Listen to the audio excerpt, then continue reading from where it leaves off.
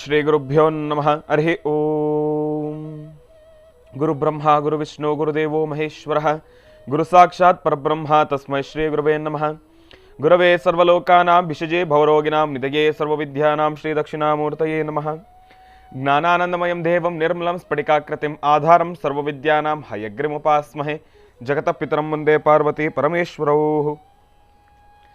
ಪ್ರತಿನಿತ್ಯದ ಕಾರ್ಯಕ್ರಮದಂತೆ ಮೊದಲನೇದಾಗಿ ನನ್ನ ಅಜ್ಜಿ ತಾತರವರನ್ನು ಶ್ರದ್ಧಾಭಕ್ತಿಯಿಂದ ಪ್ರಾರ್ಥನೆಯನ್ನು ಮಾಡ್ತಾ, ನನ್ನ ಗುರುಸ್ಥಾನದಲ್ಲಿರ್ತಕ್ಕಂಥ ನನ್ನ ತಂದೆಯವರಾಗಿರ್ತಕ್ಕಂಥ ಆನಂದ್ ಗುರುಜಿಯವರ ಪಾದರವಿಂದಗಳಿಗೆ ನಮನವನ್ನು ಮಾಡ್ತಾ, ಮತ್ತು ನನ್ನ ಮಾತೃಶ್ರೀಯವರನ್ನು ಕೂಡ ಶ್ರದ್ಧಾಭಕ್ತಿಯಿಂದ ಪ್ರಾರ್ಥನೆಯನ್ನು ಮಾಡ್ತಾ, ಸೋಮವಾರ ಅಧಿಕ ಶ್ರಾವಣ ಮಾಸದ ಸೋಮವಾರ ಸೋಮೇಶ್ವರ ಸುಂದರೇಶ್ವರ ಪರಮೇಶ್ವರನ ಸಂಪೂರ್ಣವಾಗಿ ಶ್ರದ್ಧಾಭಕ್ತಿಯಿಂದ ಪ್ರಾರ್ಥನೆಯನ್ನು ಮಾಡ್ತಾ, ನಿಮ್ಮೆಲ್ಲರ ಪ್ರೀತಿಯ ಮಹರ್ಷಿವಾಣಿ ನೇರ ಪ್ರಸಾರದ ಕಾರ್ಯಕ್ರಮವನ್ನು ಬಹಳ ಪ್ರೀತಿಯಿಂದ ಪ್ರಾರಂಭವನ್ನು ಮಾಡೋಣ. ತಮ್ಮೆಲ್ಲರಿಗೂ ಕೂಡ ಆಧಾರದ ಸ್ವಾಗತ ಸುಸ್ವಾಗತ. ಕೋಪವಡ್ ಬೈ ಲಲಿತಾ ಜ್ಯುವೆಲರ್ಸ್, ಹೆಣ್ಣು ಮಕ್ಕಳ ಕಣ್ಣು ಕೋರೈಸ್ತಕ್ಕಂಥ ಆಭರಣಗಳ ಮಳಿಗೆ ಅಂತಲೇ ಹೇಳ್ಬೋದು. ಇನ್ನು ಇವತ್ತಿನ ದಿವಸ ಸೋಮವಾರ, ಬಹಳ ವಿಶೇಷವಾಗಿ ಭಗವಂತನನ್ನು ಸಂಪೂರ್ಣವಾಗಿ ಶ್ರದ್ಧಾಭಕ್ತಿಯಿಂದ ಪ್ರಾರ್ಥನೆಯನ್ನು ಮಾಡ್ತಕ್ಕಂಥ ವಾರ. ತ್ರಿಮೂರ್ತಿಗಳಲ್ಲೇ ಬಹಳ ಶ್ರೇಷ್ಠವಾಗಿರ್ತಕ್ಕಂಥ ದೇವರು ಪರಮೇಶ್ವರ. ಇಡೀ ಸೃಷ್ಟಿಗೇನೆ ಭಗವಂತ ಊಟವನ್ನು ಕೊಡ್ತಕ್ಕಂಥವ್ರು. ಪ್ರತಿ ಬಾರಿ ಈ ಒಂದು ವಿಚಾರ ಬಂದಾಗ್ಲೂ ಕೂಡ ಗುರುಗಳು ನಮ್ಮೆಲ್ಲರಿಗೂ ಕೂಡ ಒಂದು ಚುಟುಕಾಗಿರ್ತಕ್ಕಂಥ ಒಂದು ಕಥಾಶ್ರವಣವನ್ನು ಮಾಡ್ತಾರೆ. ದೇವಿ ಪಾರ್ವತಿ ಒಂದೇ ಒಂದು ಇರುವೆಯನ್ನು ಆಕೆಯ ಆ ಒಂದು ಜಟ್ಟದಲ್ಲಿ, ಅಂದರೆ ಆ ಕೂಲಿನಲ್ಲಿ ಮುಚ್ಚಿಟ್ಕೊಂಡಿರ್ತಾಳಂತೆ ತಾಯಿ. ನನ್ನ ಪತಿ ಯಾವ ರೀತಿ ತನ್ನ ಕೆಲಸವನ್ನು ಮಾಡ್ತಾ ಇದ್ದಾರೆ, ಎಷ್ಟು ನಿಷ್ಠೆಯಿಂದ ಮಾಡ್ತಾ ಇದ್ದಾರೆ. ಎಲ್ಲರೂ ಹೇಳ್ತಾರಲ್ಲ, ನನ್ನ ಪತಿ ಇಡೀ ಸೃಷ್ಟಿಗೆ ಊಟವನ್ನು ಕೊಡ್ತಾರೆ, ಆದರೆ ಇವತ್ತು ನಾನು ಪರೀಕ್ಷೆ ಮಾಡೇ ಬಿಡೋಣ ಅಂತ ಹೇಳಿದಾಗ ಪರಮೇಶ್ವರನ ತನ್ನ ಕಾಯಕವನ್ನೆಲ್ಲವನ್ನು ಕೂಡ ಚಾಚು ತಪ್ಪದಿರ ಮುಗಿಸ್ಕೊಂಡು ಬರ್ತಾರೆ. ಆಗ ತಾಯಿ ಪಾರ್ವತಿ ಕೇಳ್ತಾರೆ, ಏನ್ರಿ ಎಲ್ಲ ಕೆಲಸವನ್ನು ಮುಗಿಸ್ಬಿಟ್ರ? ತಾವು ಮಾಡಿರ್ತಕ್ಕಂಥ ಕೆಲಸವೆಲ್ಲವೂ ಕೂಡ ತಾವು ಅಂದುಕೊಂಡಂತೆ ಸಂಪೂರ್ಣವಾಗಿ ನೆರವೇರಿದ್ಯಾ, ಸಂಪನ್ನವಾಗಿದೆಯಾ ಅಂತ ಕೇಳಿದಾಗ, ಹೂನಮ್ಮ ಆಗಿದೆ. ಯಾಕೆ? ಹಾಗಿದ್ರೆ ಇರಿ ಒಂದು ನಿಮಿಷ ಅಂತ ಹೇಳಿ ಆ ಒಂದು ಜಡೆಯಲ್ಲಿರ್ತಕ್ಕಂಥ ಆ ಒಂದು ಇರುವೆಯನ್ನು ಆ ಒಂದು ಡಬ್ಬಿನಲ್ಲಿ ಹಾಕೊಂಡು ಆ ಒಂದು ಇರುವೆಯನ್ನು ಮುಚ್ಚಿಟ್ಕೊಂಡಿರ್ತಾಳೆ ತಾಯಿ. ಆ ಒಂದು ಡಬ್ಬಿ ಓಪನ್ ಮಾಡಿದ ತಕ್ಷಣ ಅಲ್ಲಿರ್ತಕ್ಕಂಥ ಇರುವೆನೂ ಕೂಡ ಊಟವನ್ನು ಸ್ವೀಕಾರ ಮಾಡ್ತಾ ಇತ್ತಂತೆ. ಅದಕ್ಕೆ ಪರಮೇಶ್ವರ ಭಗವಂತ ಎಲ್ಲವನ್ನೂ ಕೂಡ ಕಣ್ಣಲ್ಲಿ ನೋಡ್ತಾ ಇರ್ತಾನಂತೆ. ಇವತ್ತಿನ ದಿವಸ ನಾವೆಲ್ಲರೂ ಕೂಡ ನಮ್ಮ ಮನಸ್ಸಿನಲ್ಲಿ ಒಂದು ಭಾವನೆ ಇದೆ, ಭಗವಂತನ ಕಣ್ಣೇ ಇಲ್ಲ, ಭಗವಂತ ನಮ್ಮನ್ನೆಲ್ಲ ನೋಡ್ತಾನೇ ಇಲ್ಲ, ನಾವೆಲ್ಲರೂ ಕೂಡ ಅಂದ್ಕೊಳ್ತೀವಿ. ಆದರೆ ಒಂದು ವಿಚಾರ ನಾನು ಸ್ಪಷ್ಟೀಕರಿಸಲಿಕ್ಕೆ ಇಷ್ಟಪಡ್ತೀನಿ. ಯಾವ ಮನುಷ್ಯ ನೋಡಿ, ಇಲ್ಲಿ ಎರಡು ಅರ್ಥ ಇದೆ. ಒಂದು, ಒಬ್ಬ ಮನುಷ್ಯ ಸ್ವಯಂಕೃತವಾಗಿ ಉಪವಾಸವನ್ನು ಮಾಡಿದಾಗ ಮಾತ್ರ ಆಹಾರ ಸೇವನೆಯನ್ನು ಮಾಡೋದಿಲ್ಲ, ಆದರೆ ನೀರನ್ನಾದರೂ ಕುಡಿತಾನ?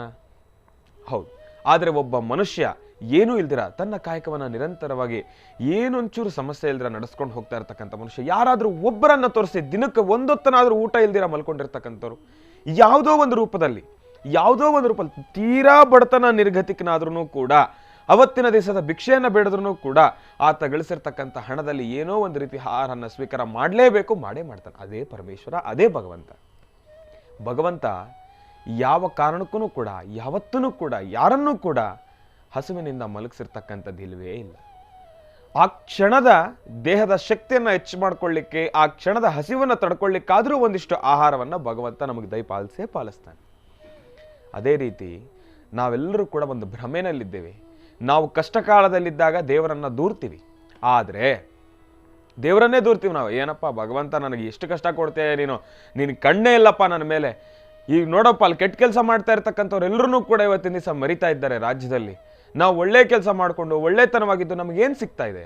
ಭಗವಂತ ನಮಗೆ ಕಷ್ಟ ಕೊಡಬೇಕು ಅಂತಲ್ಲ, ನಾಳೆ ದಿವಸ ನಮಗೆ ಬರ್ತಕ್ಕಂಥ ಕಷ್ಟಗಳನ್ನು ಎದುರಿಸ್ತಕ್ಕಂಥ ಶಕ್ತಿಯನ್ನು ಕೊಡ್ತಾ ಇದ್ದಾನೆ. ನಮ್ಮ ಒಳ್ಳೆತನವಿದ್ರೂ ಕೂಡ ಭಗವಂತ ನಮ್ಮಲ್ಲಿರ್ತಕ್ಕಂಥ ಆ ಒಂದು ಆತ್ಮಶಕ್ತಿಯನ್ನು ಹೆಚ್ಚಿಸ್ತಾ ಇದ್ದಾನೆ ಭಗವಂತ.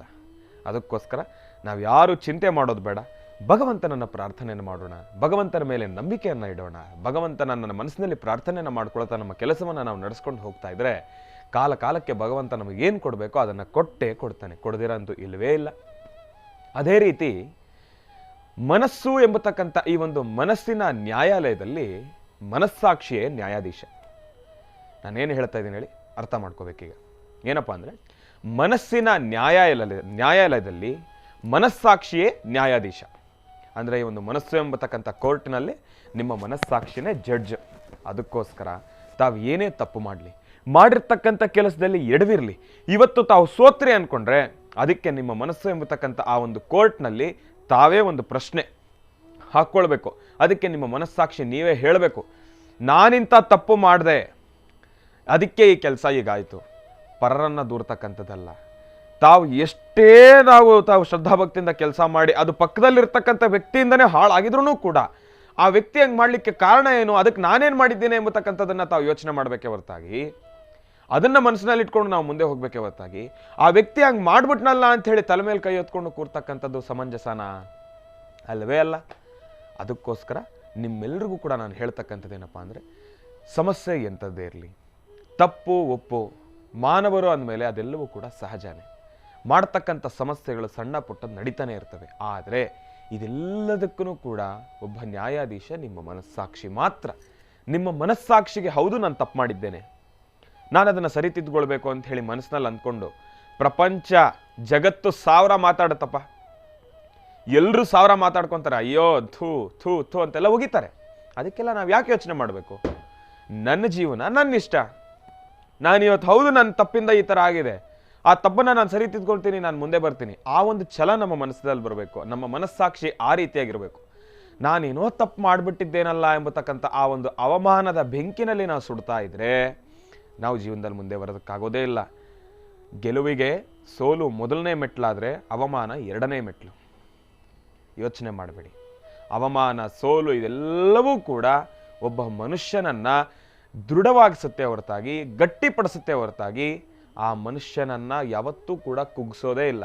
ಯಾವಾಗ ಕುಗ್ಸುತ್ತೆ ಅಂದರೆ, ಯಾವಾಗ ಮನುಷ್ಯ ಬರೀ ಗೆಲುವನ್ನೇ ನೋಡ್ಕೊಂಡು ಬರ್ತಾ ಒಂದಲ್ಲ ಒಂದು ದಿವಸ ಬರೀ ಸೋಲುಗಳನ್ನು ಅನುಭವಿಸ್ತಾನೆ, ಆಗ ಮನುಷ್ಯ ಕುಗ್ಗಿಬಿಡ್ತಾನೆ. ಏನಪ್ಪ ಭಗವಂತ ನನ್ನ ಪರಿಸ್ಥಿತಿ ಅಂತ ಹೇಳಿ ಕುಗ್ಗಿಬಿಡ್ತಾನೆ. ಮುಂದೆ ಏನನ್ನೂ ಕೂಡ ಮಾಡ್ಲಿಕ್ಕೆ ಅವಕಾಶ ಇರೋದಿಲ್ಲ.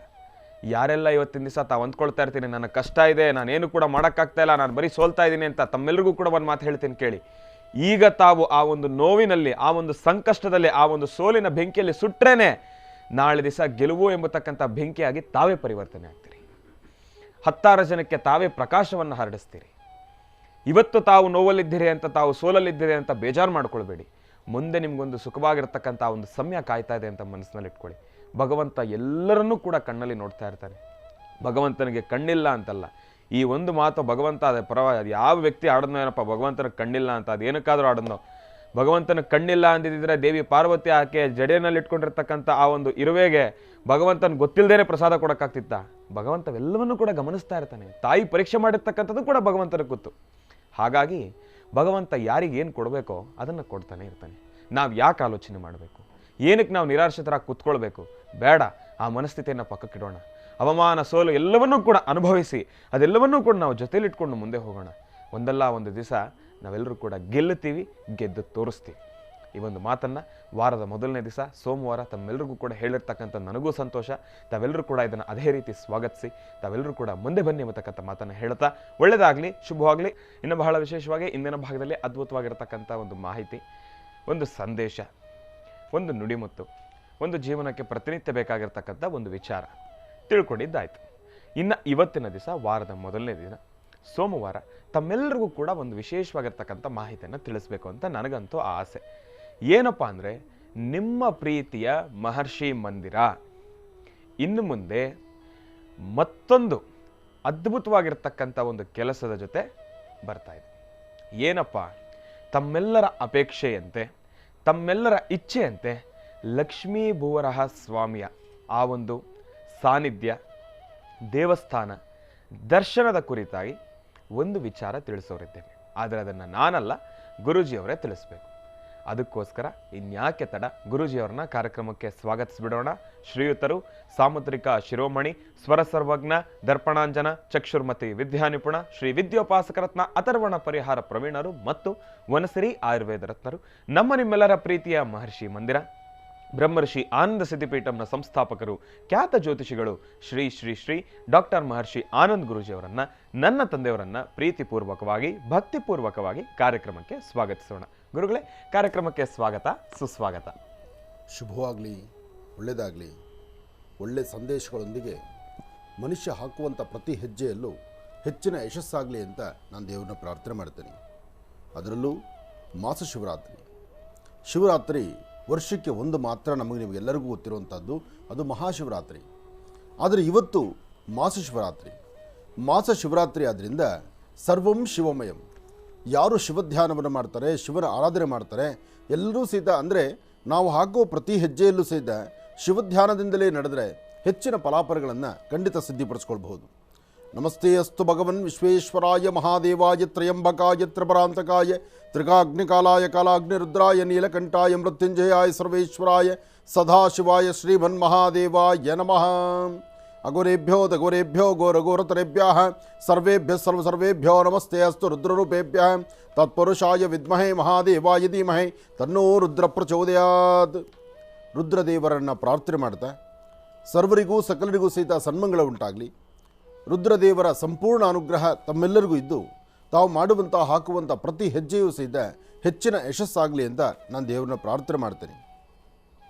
ಹಾಗೆ ಮನಸ್ಸಿನಲ್ಲಿ ಇರತಕ್ಕಂತಹ ಮೃದುತ್ವ, ಹಾಗೆ ತಾವು ಹಾಕುವ ಪ್ರತಿ ಹೆಜ್ಜೆಯೂ ಸಹಿತ ಒಂದು ಧೈರ್ಯ ಬೇಕು, ಒಂದು ಸ್ಥೈರ್ಯ ಬೇಕು. ಒಂದು ಮಾಡುವಂಥ ಕೆಲಸಕ್ಕೆ ನಿಮ್ಮದೇ ಆದಂಥ ನಿಮ್ಮ ಆತ್ಮಸಾಕ್ಷಿ ಅದನ್ನು ಒಪ್ಪಬೇಕು. ನಿಮ್ಮ ಆತ್ಮಸಾಕ್ಷಿ ಒಪ್ಪಿದ್ರೆ ಮಾತ್ರ ನಿಮ್ಮ ಕೆಲಸ ಗೆಲ್ಲಕ್ಕಾಗುವಂಥದ್ದು. ಎಷ್ಟೋ ಜನ ತಮ್ಮ ಜೀವನೋಪಾಯಕ್ಕಾಗಿ ತಮ್ಮ ವೃತ್ತಿಯ ಧರ್ಮವನ್ನು ಅಥವಾ ತಮ್ಮ ಮಾಡುವಂಥ ಕೆಲಸ ಕಾರ್ಯಗಳನ್ನು ಭಾಳ ಅಚ್ಚುಕಟ್ಟಾಗಿ ಮಾಡ್ತಾ ಇರ್ತೀರಿ. ಆದರೆ ಭಾಳ ಶ್ರಮವಹಿಸಿ ಮಾಡುವಂಥ ಕಾಯಕವಾದರೂ ಎಲ್ಲೋ ಒಂದು ಕಡೆ ಮನಸ್ಸಲ್ಲಿ ಅಸಮಾಧಾನ ಅಂತಕ್ಕಂಥದ್ದಿರುತ್ತೆ, ಸಮಾಧಾನ ಇಲ್ಲದಂಥ ರೀತಿಯಲ್ಲಿರುತ್ತೆ. ತೊಂದರೆ ತಾಪತ್ರಗಳಿಗೆ ನಾವು ಈಡಾಗ್ತಾ ಇದ್ದೀವೇನೋ ಎಂಬತಕ್ಕಂಥ ಭೀತಿ, ಭಯ ನಿಮ್ಮನ್ನು ಬಾಧಿಸ್ತಾ ಇರುತ್ತೆ. ನಾನು ಹೋಗುವ ಹೆಜ್ಜೆ ಸರಿ ಇದೆಯೋ ಇಲ್ವೋ, ಅಥವಾ ನಾನು ಮಾಡ್ತಿರೋ ಕೆಲಸ ಸರಿ ಇದೆಯೋ ಇಲ್ವೋ, ಅಥವಾ ನನ್ನ ಈ ಕೆಲಸದಿಂದ ಯಾರಿಗಾದರೂ ತೊಂದರೆ ತಾಪತ್ರೆ ಆಗ್ತಾ ಇದೆಯೋ ಏನೋ, ಈ ಪ್ರಕಾರವಾಗಿ ಹಲವಾರು ವಿಭಿನ್ನವಾಗಿ ಆಲೋಚನೆಗಳನ್ನು ನಾವು ಮಾಡ್ತಾ ಮುನ್ನಡಿತೀವಿ. ಆದರೆ ಒಂದು ವಿಚಾರ ತಿಳಿಸ್ತಿದ್ದೇನೆ, ಸ್ಪಷ್ಟೀಕರಿಸಿ ಹೇಳುವಂಥ ಒಂದು ಮಾತು ಎಲ್ಲರೂ ಅರ್ಥ ಮಾಡ್ಕೋಬೇಕಾಗಿರ್ತಕ್ಕಂಥದ್ದು. ಆತ್ಮಸ್ಥೈರ್ಯವನ್ನು, ನಿಮ್ಮೊಳಗಿರುವಂತಹ ಧೈರ್ಯವನ್ನು ತಾವು ಕುಗ್ಗಿಸ್ಕೊಳ್ಬಾರ್ದು. ಏನೇ ಆಗಲಿ ಛಲದಿಂದ ನಾವು ನಡೀಬೇಕು. ನನ್ನ ಕೈಲಿ ಆಗುತ್ತೆ, ನಾನು ಮಾಡ್ತೇನೆ. ಇದರಿಂದ ನಮ್ಮ ಮನಸ್ಸು ಸಮಂಜಸವಾಗಿರಬೇಕು. ಮೊದಲು ನಾವು ಮಾಡುವ ಕಾಯಕ ನಮ್ಮ ಮನಸ್ಸು ಒಪ್ಪಬೇಕು. ನಮ್ಮ ಮನಸ್ಸನ್ನು ಒಪ್ಪಿ ನಾವು ಕೆಲಸ ಮಾಡಿದ್ರೆ ಆ ಕೆಲಸದಲ್ಲಿ 100ಕ್ಕೆ 100 ಪಾಲು ಗೆದ್ದುಕೊಂಡು ಬರ್ತೀವಿ. ಆದರೆ ನಾವು ಇನ್ನೊಬ್ಬರನ್ನ ಮನಸ್ಸನ್ನು ಒಪ್ಪಿಸಿ ಮತ್ತೊಬ್ಬರ ಮಾರ್ಗದಂತೆ ನಾವು ನಡೆದಿದ್ದೇ ಆದರೆ ಸಾಧ್ಯವಿಲ್ಲದಂಥ ರೀತಿಯಲ್ಲಿರುತ್ತೆ. ಅದನ್ನೇ ಗರುಡದೇವರು ಮಾಡಿದ್ದಾರೆ, ನಾಗೇಂದ್ರನ ಮಾಡಿದ್ದಾನೆ. ಹಾಗೆ ಕಾಲಗಳಲ್ಲೂ ಸಹಿತ ಸ್ವಂತ ತೀರ್ಮಾನದಲ್ಲಿ ಏನು ತೀರ್ಮಾನ ತೆಗೆದುಕೊಂಡ್ರೆ ಆ ತೀರ್ಮಾನಕ್ಕೆ ಎಲ್ಲರೂ ಸಮಂಜಸವಾಗಿ ಎಲ್ಲರೂ ಬದ್ಧರಾಗಿರ್ತಾರೆ. ಹಾಗೆ ಅದಕ್ಕೆ ಬೇಕಾದಂಥ ಸಹಾಯ ಹಸ್ತಗಳು ಸಹಿತ ಹಾಗೇ ನಡೀತಾ ಮುಂದೆ ಬರುತ್ತೆ. ಇರಲಿ, ಇದೆಲ್ಲದರ ಜೊತೆಗೆ ಒಂದು ಸಂತದ ಸುದ್ದಿ, ಆ ಸಂತಸದ ಸುದ್ದಿಯನ್ನು ತಮ್ಮ ಮುಂದೆ ಹಂಚ್ಕೊಳ್ಬೇಕು ಎಂಬತಕ್ಕಂಥ ಮನದಾಸೆ ನಂದು ಮತ್ತು ಶ್ರೀನಿವಾಸ್ ಶರ್ಮಾ ಅವ್ರದ್ದು. ಶ್ರೀನಿವಾಸ್ ಶರ್ಮಾ ಈಗಾಗಲೇ ಅದರ ಬಗ್ಗೆ ಒಂದಿಷ್ಟು ಮಾತಾಡಿದ್ರು. ಲಕ್ಷ್ಮೀ ಬೋರಹಸ್ವಾಮಿ ಸಾಲಿಗ್ರಾಮ ಪ್ರಾರಂಭ ದಿನದಿಂದ ತಮ್ಮೆಲ್ಲರಿಗೂ ಗೊತ್ತಿರುವಂಥ ವಿಚಾರ. ಹಾಗೆ ಎಷ್ಟೋ ಜನ ಬಂದು ಸ್ವಾಮಿಯ ದರ್ಶನವನ್ನು ಮಾಡಿ ಅವರ ಮನೋಕಾಮನೆಗಳ ಸಿದ್ಧಿಯಾಗಿ ದರ್ಶನ ಮಾತ್ರದಿಂದಲೇ ಕೆಲಸ ಕಾರ್ಯಗಳನ್ನು ಸಿದ್ಧಿಪಡಿಸ್ಕೊಂಡಿರೋರು ಸಾಕಷ್ಟು ಜನ. ಆಷಾಢ ಪ್ರಾರಂಭ ಆಯಿತು. ಆಷಾಢದಲ್ಲಿ ನಾವು ಇದೆ ಒಂದು ವಿಶೇಷವಾಗಿರ್ತಕ್ಕಂಥ ಅನುಷ್ಠಾನಗಳನ್ನು ಎಲ್ಲರೂ ಸಹಿತ ದರ್ಶನ ಮಾಡಿದ್ವಿ. 11 ದಿವಸದ ಜಾತ್ರಾ ಮಹೋತ್ಸವ ಇದ್ದಾಗಿತ್ತಲ್ಲ, ಅದಂತೂ ಇವತ್ತಿಗೂ ಮರಿಲಿಕ್ಕಾಗೋದಿಲ್ಲ. ಅದರಲ್ಲೂ ಸಾಲಿಗ್ರಾಮ ದರ್ಶನಕ್ಕೆ ಬಂದು ಸ್ವಾಮಿನ ದರ್ಶನ ಮಾಡಿಕೊಂಡಾದ ನಂತರ ನಿಮ್ಮ ಕೋರ್ಟು ಕಚೇರಿ ಕೇಸಿರಲಿ ಅಥವಾ ಕುಟುಂಬದ ಸಮಸ್ಯೆಗಳಿರಲಿ, ಆರ್ಥಿಕ ಸಂಕಷ್ಟಗಳಾಗಲಿ ಅಥವಾ ಯಾವುದೇ ಒಂದು ಸಮಸ್ಯೆ ಹೊತ್ತು ಬಂದವರಿಗೆ ಒಂದು ಅಪರೂಪವಾದಂಥ ಸಾಲಿಗ್ರಾಮ ಒಂದು ಮಾಣಿಕ್ಯದಂತೆ ದರ್ಶನ ಮಾತ್ರದಿಂದಲೇ ಸಾಕಷ್ಟು ಫಲಾಫಲಗಳನ್ನು ಸಿದ್ಧಿಪಡಿಸ್ಕೊಂಡಿರೋದನ್ನು ಬರೀ ನಾನು ಇಲ್ಲಿ ಕೂತು ಹೇಳೋದಲ್ಲ, ನಿಮಗೆ ಬಾಯಿಂದ ಬಾಯಿಗೆ ಹರಡಿ ಸಾಕಷ್ಟು ಜನ ಅದರ ಬಗ್ಗೆ ತಿಳ್ಕೊಂಡಿರ್ತಕ್ಕಂಥವ್ರು ಇದ್ದೀರಿ. ಅದರ ಪೂರ್ವದಲ್ಲಿ ಸಾಲಿಗ್ರಾಮ ಏನು ನಮಗೆ ಗೊತ್ತಿಲ್ಲ, ಸಾಲಿಗ್ರಾಮವನ್ನು ಅನುಷ್ಠಾನ ನಾವು ಮಾಡ್ತಿದ್ದೀವಿ ಅದು ನಮಗೆ ಗೊತ್ತಿಲ್ಲ, ಅದರ ಪೂರ್ವಭಾವಿಯಾಗಿ ನಾವು ಸಿದ್ಧತೆ ಮಾಡ್ಕೊಂಡಿದ್ದೀವಿ ಅದು ನಮಗೆ ಗೊತ್ತಿಲ್ಲ, ಯಾವ ವಿಚಾರವೂ ನಮಗೆ ಅರಿಯದ್ದು. ಆದರೆ ಒಂದು ಅಪರೂಪವಾದಂಥ ಮಾಣಿಕ್ಯ ನಮಗೆ ಬಂದದ್ದು. ಆ ಮಾಣಿಕ್ಯವನ್ನು ನಿತ್ಯ ಅನುಷ್ಠಾನ ಮಾಡಿದ್ದು, ಆ ಮಾಡಿದಾದ ನಂತರ ಎಲ್ಲರಿಗೂ ಸಹಿತ ಮನ ಗೆದ್ದಿದ್ದು. ಇಷ್ಟೆಲ್ಲವನ್ನು ನೋಡಿದಾದ ನಂತರ ಈ ನಿಮ್ಮ ಆನಂದ್ ಗುರುಜಿಯವರಿಗೂ ಒಂದು ಮನಸ್ಸಿಗೆ ಬಂತು, ಈ ಸಾಲಿಗ್ರಾಮವನ್ನು ವಿಶೇಷವಾದಂಥ ರೀತಿ ಇಲ್ಲಿ ಆರಾಧನೆ ಮಾಡಬೇಕು, ಬರ್ತಕ್ಕಂಥವರ ಕಷ್ಟ ದೂರ ಆಗಲಿಕ್ಕೋಸ್ಕರ ಇಲ್ಲಿವರೆಗೂ ನಮ್ಮ ಮಹರ್ಷಿ ಮಂದಿರದಲ್ಲಿ ಯಾವುದೇ ಇಂಥದ್ದೊಂದು ಆಲಯ ಮಾಡಬೇಕು, ಹೀಗೆ ಮಾಡಿದ್ರೆ ಸರಿ. ನನ್ನ ಮನಸ್ಸಲ್ಲಿದ್ದದ್ದು ತಿರುಮಲ ತಿರುಪತಿ ಶ್ರೀನಿವಾಸನ್ನ ಒಂದು ವಿಶೇಷವಾಗಿರ್ತಕ್ಕಂಥದ್ದು, ಇದುವರೆಗೂ ಎಲ್ಲೂ ಕಂಡರಿಯದಂಥ ರೀತಿಯಲ್ಲಿ ಒಂದು ಬೃಹತ್ ಮಟ್ಟದ ದೇವಸ್ಥಾನ ಮಾಡಬೇಕು ಅಂತ ನನ್ನ ಮನಸ್ಸಲ್ಲಿ ಆಸೆ ಇದ್ದಿದ್ದು ನಿಜ. ಆದರೆ ನಾನು ಮಹಾವಿಷ್ಣುವಿನ ಸಾನ್ನಿಧ್ಯದಲ್ಲಿರ್ತಕ್ಕಂಥ ವಿಶೇಷವಾದ ತಿರುಮಲ ತಿರುಪತಿ ಶ್ರೀನಿವಾಸನ ಪ್ರತಿಷ್ಠಾಪನೆಗೆ ಅಂತ ಮುಂದಾದೆ. ತುಂಬ ದಿನಗಳಿಂದಲೂ ವಿಗ್ರಹ ತಯಾರಿ ನಡೀತಾನೇ ಇದೆ, ಇವತ್ತಿಗೂ ಆಗ್ತಾನೇ ಇದೆ. ಆದರೆ ಅದರ ಮಧ್ಯದಲ್ಲಿ ಶ್ರೀನಿವಾಸನಿಗೆ ಸ್ಥಳವನ್ನು ಕೊಟ್ಟು ಅಲ್ಲಿ ನಿಂತುಕೊಳ್ಳಿಕ್ಕೆ ಸ್ಥಳ ಮಾಡಿಕೊಟ್ಟಿದ್ದು ಲಕ್ಷ್ಮೀ ಬೋರಹ. ತಿರುಮಲ ತಿರುಪತಿನಲ್ಲಿ ಶ್ರೀನಿವಾಸ ನಿಂತು ಇವತ್ತಷ್ಟು ಭವ್ಯವಾದಂಥ ಆಲಯ ಆಗಬೇಕಾದ್ರೆ, ಅಲ್ಲಿ ಅಷ್ಟು ಜನ ಭಕ್ತರಲ್ಲಿ ಸೇರಬೇಕಾದ್ರೆ ಅದಕ್ಕೆ ಮೂಲ ಕಾರಣ ಅಲ್ಲಿರ್ತಕ್ಕಂಥ ಲಕ್ಷ್ಮೀ ಭೂವರಾಹ. ಅದೇ ಪ್ರಕಾರವಾಗಿ ಬಹುಶಃ ಅದೇ ಇಲ್ಲಿ ಕಾರಣ ಆಗ್ತಿದೆಯೇನೋ ನನಗೆ ಗೊತ್ತಿಲ್ಲ. ಅದೇ ತರಹ ಭೂವರಾಹ ಸ್ವಾಮಿಯ ಸಾಲಿಗ್ರಾಮ ಇಲ್ಲಿ ತಂದ್ವಿ, ಪೂಜಾ ಅನುಷ್ಠಾನವನ್ನು ಮಾಡಿದ್ವಿ, ತಾವೆಲ್ಲರೂ ಸಹಿತ ಬಂದು ನೋಡಿದ್ರಿ. ಇದೇ ಕಳೆದ ಒಂದು 12 ಅಥವಾ 15 ದಿವಸದ ಹಿಂದೆ ನನ್ನ ಮನಸ್ಸಲ್ಲಿ ಬಂತು, ಇಲ್ಲಿ ಒಂದು ಸ್ವಾಮಿನ ಆ ಸಾಲಿಗ್ರಾಮನ ಇಲ್ಲಿ ಪ್ರತಿಷ್ಠಾಪನೆ ಮಾಡಬೇಕು ಎಂಬತಕ್ಕಂಥ ಚಿಂತನೆ ಆಯಿತು. ಆ ಚಿಂತನೆ ಪ್ರಾರಂಭ ಆದ ನಂತರ ದೇವಸ್ಥಾನವನ್ನು ಕಟ್ಟಬೇಕು ಅಂತ ಒಂದಷ್ಟು ಜನಗಳ ಮಧ್ಯದಲ್ಲಿ ಕೂತ್ಕೊಂಡು ನಾನು ಮಾತಾಡಿದೆ. 4-6 ಜನ ಎಲ್ಲರೂ ಸಹಿತ ಕೈಯಿನ ಸಹಾಯಸ್ಥವನ್ನು ಮುಂದೆ ತೋರಿಸಿದ್ರು. ಅದೇ ಥರ ಮಾಡಬೇಕು ಅನ್ನೋ ಮನಸ್ಸಲ್ಲಿ ಮುಂದಕ್ಕೆ ಬಂತು. ಈಗ ದೇವಸ್ಥಾನ 100ಕ್ಕೆ 90% ದೇವಸ್ಥಾನ ಪೂರ್ತಿ ಆಯಿತು. ಅದೇನು ಕಲ್ಲಿನ ದೇವಸ್ಥಾನ ನೋಡಿ, ಈಗ ತಾವು ನೋಡ್ತಾ ಇದ್ದೀರಿ. ನೀವು ನೋಡ್ತಾ ಇರತಕ್ಕಂತಹ ದೇವಸ್ಥಾನ ಕಟ್ಟಡ ಈಗ ಪ್ರಾರಂಭಕ್ಕೆ ಬಂದು ಒಂದು ಹಂತಕ್ಕೆ ಬಂದು ನಿಂತುಕೊಳ್ತು. ಅಂದರೆ ಇದು ಪ್ರಾರಂಭ. ಎಲ್ಲವೂ ಆಗಿದ್ದು ಬರೀ 8ರಿಂದ 9 ದಿವಸ. 8ರಿಂದ 9 ದಿವಸ ಅಷ್ಟೇ. ಪಾಯ ಹಾಕಿರೋದೇ ನಾವು ಲೇಟು. ಪಾಯ ಹಾಕಲಿಕ್ಕೆ ಆ ಭೂಮಿಯನ್ನು ಅಗೆದು ಪಾಯ ಹಾಕೋದಕ್ಕೆ ಸ್ವಲ್ಪ ಸಮಯ. ನೋಡಿ, ತಾಯಿ ಮಹಾಲಕ್ಷ್ಮಿ ಸಾಲಿಗ್ರಾಮ ಅಲ್ಲಿ ನಿಂತುಕೊಳ್ಬೇಕು ಎಂಬತಕ್ಕಂತಹದ್ದು, ಆ ದೇವಿ ಅಲ್ಲಿ ಕೂತು ಬರ್ತಕ್ಕಂಥ ಭಕ್ತರನ್ನ ಹರಿಸಬೇಕು ಎಂಬತಕ್ಕಂಥ ಸಂಕಲ್ಪದಲ್ಲಿ ಪ್ರಾರಂಭದಲ್ಲಿ ಪೂಜಾನುಷ್ಠಾನ ಮಾಡಿದ್ವಿ. ಅಲ್ಲೂ ಸಹಿತ ಸಾಲಿಗ್ರಾಮದ ಶುದ್ಧ ಜಲದಿಂದಲೇ ಆ ಸಾನ್ನಿಧ್ಯವನ್ನು ಶುದ್ಧೀಕರಿಸಿದ್ವಿ. ನೀವೆಲ್ಲ ಸಾಲಿಗ್ರಾಮವನ್ನು ನಂಬಿ ನಿಮ್ಮ ಕೆಲಸಗಳು ಕಾರ್ಯಸಿದ್ಧಿ ಆದಾಗ ಅದೇ ಸಾಲಿಗ್ರಾಮದಲ್ಲಿ ನಾನಿಲ್ಲಿ ವಿಶೇಷವಾದಂಥ ಅನುಷ್ಠಾನ ಮಾಡಬೇಕು ಎಂಬತಕ್ಕಂಥ ಸಂಕಲ್ಪದಲ್ಲಿ ಸಾಲಿಗ್ರಾಮ ಅನುಷ್ಠಾನ ಆಯಿತು. 100ಕ್ಕೆ 90% ದೇವಸ್ಥಾನವೂ ಕಂಪ್ಲೀಟ್ ಆಗೋಯ್ತು. ಈಗ ತಾವು ನೋಡ್ತಿರೋದು ಬರೀ ಪಾಯ ಪೂಜೆ ಮಾತ್ರ. ಅಂದರೆ ಪಾಯದಿಂದ ಮೇಲ್ಗಡೆ ಆ ಬೆಡ್ಡಿಂಗ್ ಹಾಕಿರೋದ್ರ ಮೇಲ್ಭಾಗದಲ್ಲಿ ಇದ್ದೀವಿ ನಾವು. ಈಗ ಮೇಲ್ಚಾವಣಿ ತನಕ ಬಂದ್ಬಿಟ್ಟಿದೆ. ಮೇಲ್ಚಾವಣಿ ಎಲ್ಲ ಮೇಲೆ ಗೋಪುರನೂ ಮುಗಿತೀವಿ. ಮುಗಿತೀವಿ. ಇವತ್ತು ಗೋಪುರನೂ ಆಯಿತು. ಆದರೆ ಅದ್ಭುತವಾದಂತಹ ಇನ್ನು ಆ ಸಾಲಿಗ್ರಾಮದಲ್ಲಿ ನಿಂತಹ ಪವಾಡ, ಬರ್ತಕ್ಕಂಥ ಪ್ರತಿಯೊಬ್ಬರಿಗೂ ಆಶ್ಚರ್ಯ. ಆಶ್ರಮಕ್ಕೆ ಬರುವ ಪ್ರತಿಯೊಬ್ಬರೂ ಆಶ್ಚರ್ಯಚಕಿತವಾಗಿ ನೋಡ್ತಾರೆ. ಮೊನ್ನೆ ಬಂದಾಗ ಇಲ್ಲೇನೂ ಕಾಣಲಿಲ್ಲ, ಈಗಾಗಲೇ ದೇವಸ್ಥಾನ ಆಗೋಯ್ತಲ್ಲ ಅಂತ. ಅದು ಕಲ್ಲಿನ ದೇವಸ್ಥಾನ. ಅದಕ್ಕೆ ಸಾಕ್ಷಿಯಾಗುವಂಗೆ ಪ್ರತಿ ದಿವಸ 500ರಿಂದ 1000 ಜನ ನಿರಂತರ ಭಕ್ತರ ಆಗಮನ. ಜೊತೆಗೆ ಆ ಲಕ್ಷ್ಮೀ ಭೂವರಾಹ ಸ್ವಾಮಿಯ ಸಾನ್ನಿಧ್ಯ. ಇನ್ನೇನು ಆಗೋಯಿಗೋ ಅಂದರೆ ಪ್ರತಿಷ್ಠಾಪನಾ ಮುಹೂರ್ತ ಸಿದ್ಧಿ ಆಗಿದೆ. ಆ ಮುಹೂರ್ತ ಯಾವತ್ತೂ ಎಂಬತಕ್ಕಂಥದ್ದನ್ನು ನಾನು ನಿಮಗೆ ತಿಳಿಸಬೇಕಾಗಿದೆ.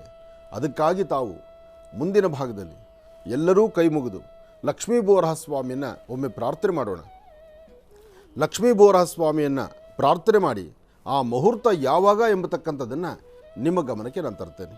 ಕೂತ್ಕೊಳ್ಳಿ, ಒಳ್ಳೆಯದಾಗಲಿ.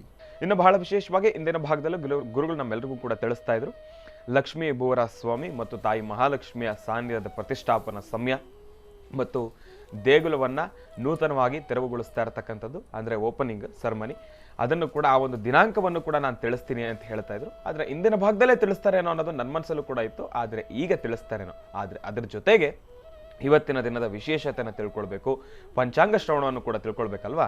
ಈಗ ಪ್ರಾರಂಭವನ್ನು ಮಾಡೋಣ ದಿನ ವಿಶೇಷ.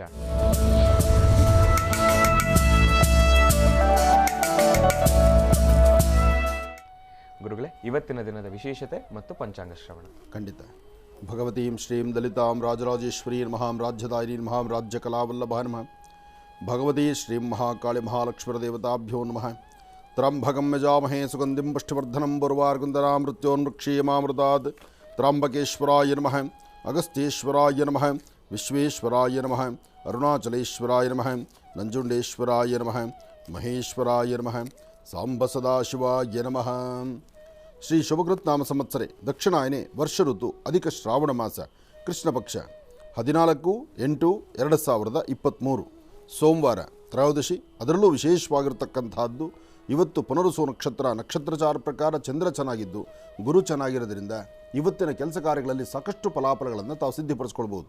ಇದರ ಜೊತೆಗೆ ಇವತ್ತು ಮಾಸಶಿವರಾತ್ರಿ ಎಂಬತಕ್ಕಂಥದ್ದು ಅಂದರೆ ಶಿವನಿಗೆ ಬಹಳ ಇಷ್ಟವಾಗಿರ್ತಕ್ಕಂಥ ವಿಶೇಷವಾಗಿರ್ತಕ್ಕಂಥ ಅನುಷ್ಠಾನ.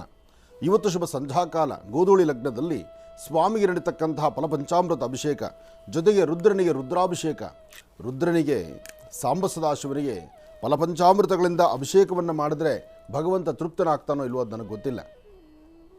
ಧರ್ಮಶಾಸ್ತ್ರ ಪ್ರಕಾರ, ಆಗಮಶಾಸ್ತ್ರ ಪ್ರಕಾರ ಸ್ವಾಮಿಗೆ ಹಾಲು, ಮೊಸರು, ತುಪ್ಪ, ಸಕ್ಕರೆ, ಬಾಳೆಹಣ್ಣು, ಜೇನುತುಪ್ಪ ಇದೆಲ್ಲವನ್ನೂ ಸಹಿತ ಸ್ವಾಮಿಗೆ ಸಮರ್ಪಣೆ ಮಾಡಿದ್ರೂ ಆತ ತೃಪ್ತನಾಗಲ್ಲ. ಆತ ತೃಪ್ತನಾಗ್ತಕ್ಕಂಥದ್ದೇನಪ್ಪ, ನಿತ್ಯವೂ ನಿರಂತರವಾಗಿ ದಿನದ 24 ಗಂಟೆ ವರ್ಷದ 365 ದಿವಸ ಶುದ್ಧ ಜಲದಿಂದ, ಗಂಗಾಜಲದಿಂದ ಅಭಿಷೇಕವನ್ನು ಮಾಡಿದ್ರೆ ಅದಕ್ಕಿನ್ನ ಮತ್ತೊಂದು ವ್ಯವಸ್ಥೆ ಬೇಡ. ಅಂದರೆ ಸ್ವಾಮಿಗೆ ಗಂಗಾಜಲ ಎಂಬತಕ್ಕಂಥದ್ದು ಅಷ್ಟು ಪರಮ ಪವಿತ್ರವಾಗಿರ್ತಕ್ಕಂಥದ್ದು. ಅಂತಹದರಲ್ಲಿ ಶುಭ ಸಂಧ್ಯಾಕಾಲ ನಡೀತಕ್ಕಂತಹ ಅಭಿಷೇಕವನ್ನು ಇವತ್ತು ಯಾರೆಲ್ಲ ದರ್ಶನ ಮಾಡ್ಕೊಳ್ತೀರಿ, ಯಾರೆಲ್ಲ ಶಿವಮಂದಿರಕ್ಕೆ ಬರ್ತೀರಿ, ಶಿವ ಸಾನ್ನಿಧ್ಯಕ್ಕೆ ಬಂದು ಸ್ವಾಮಿನ ದರ್ಶನ ಮಾಡ್ಕೊಳ್ತೀರಿ, ನಿಮ್ಮ ಜೀವನ ಪಾವನ ಅಂತ ಹೇಳ್ಬೋದು. ಇದು ಇವತ್ತಿನ ಶುಭ ಮುಹೂರ್ತ. ಅದರಿಂದ ಈ ಮಾಸ ಶಿವರಾತ್ರಿ ಎಂಬತಕ್ಕಂಥದ್ದು ಅತ್ಯದ್ಭುತವಾಗಿರತಕ್ಕಂಥದ್ದು. ಮಾಸ ಶಿವರಾತ್ರಿಯನ್ನು ದರ್ಶನ ಮಾಡ್ಕೊಳ್ಳೋದು ಅಂದರೆ ಈ ಒಂದು ಸಾನ್ನಿಧ್ಯದಲ್ಲಿ ಸ್ವಾಮಿಗೆ ತುಂಬೆ ಹೂವು, ಬಿಲ್ವಪತ್ರೆ, ಭಸ್ಮ, ರುದ್ರಾಕ್ಷಿ ಇದಿಷ್ಟೇ ಸ್ವಾಮಿಗೆ ಬೇಕಾಗಿರ್ತಕ್ಕಂಥದ್ದು.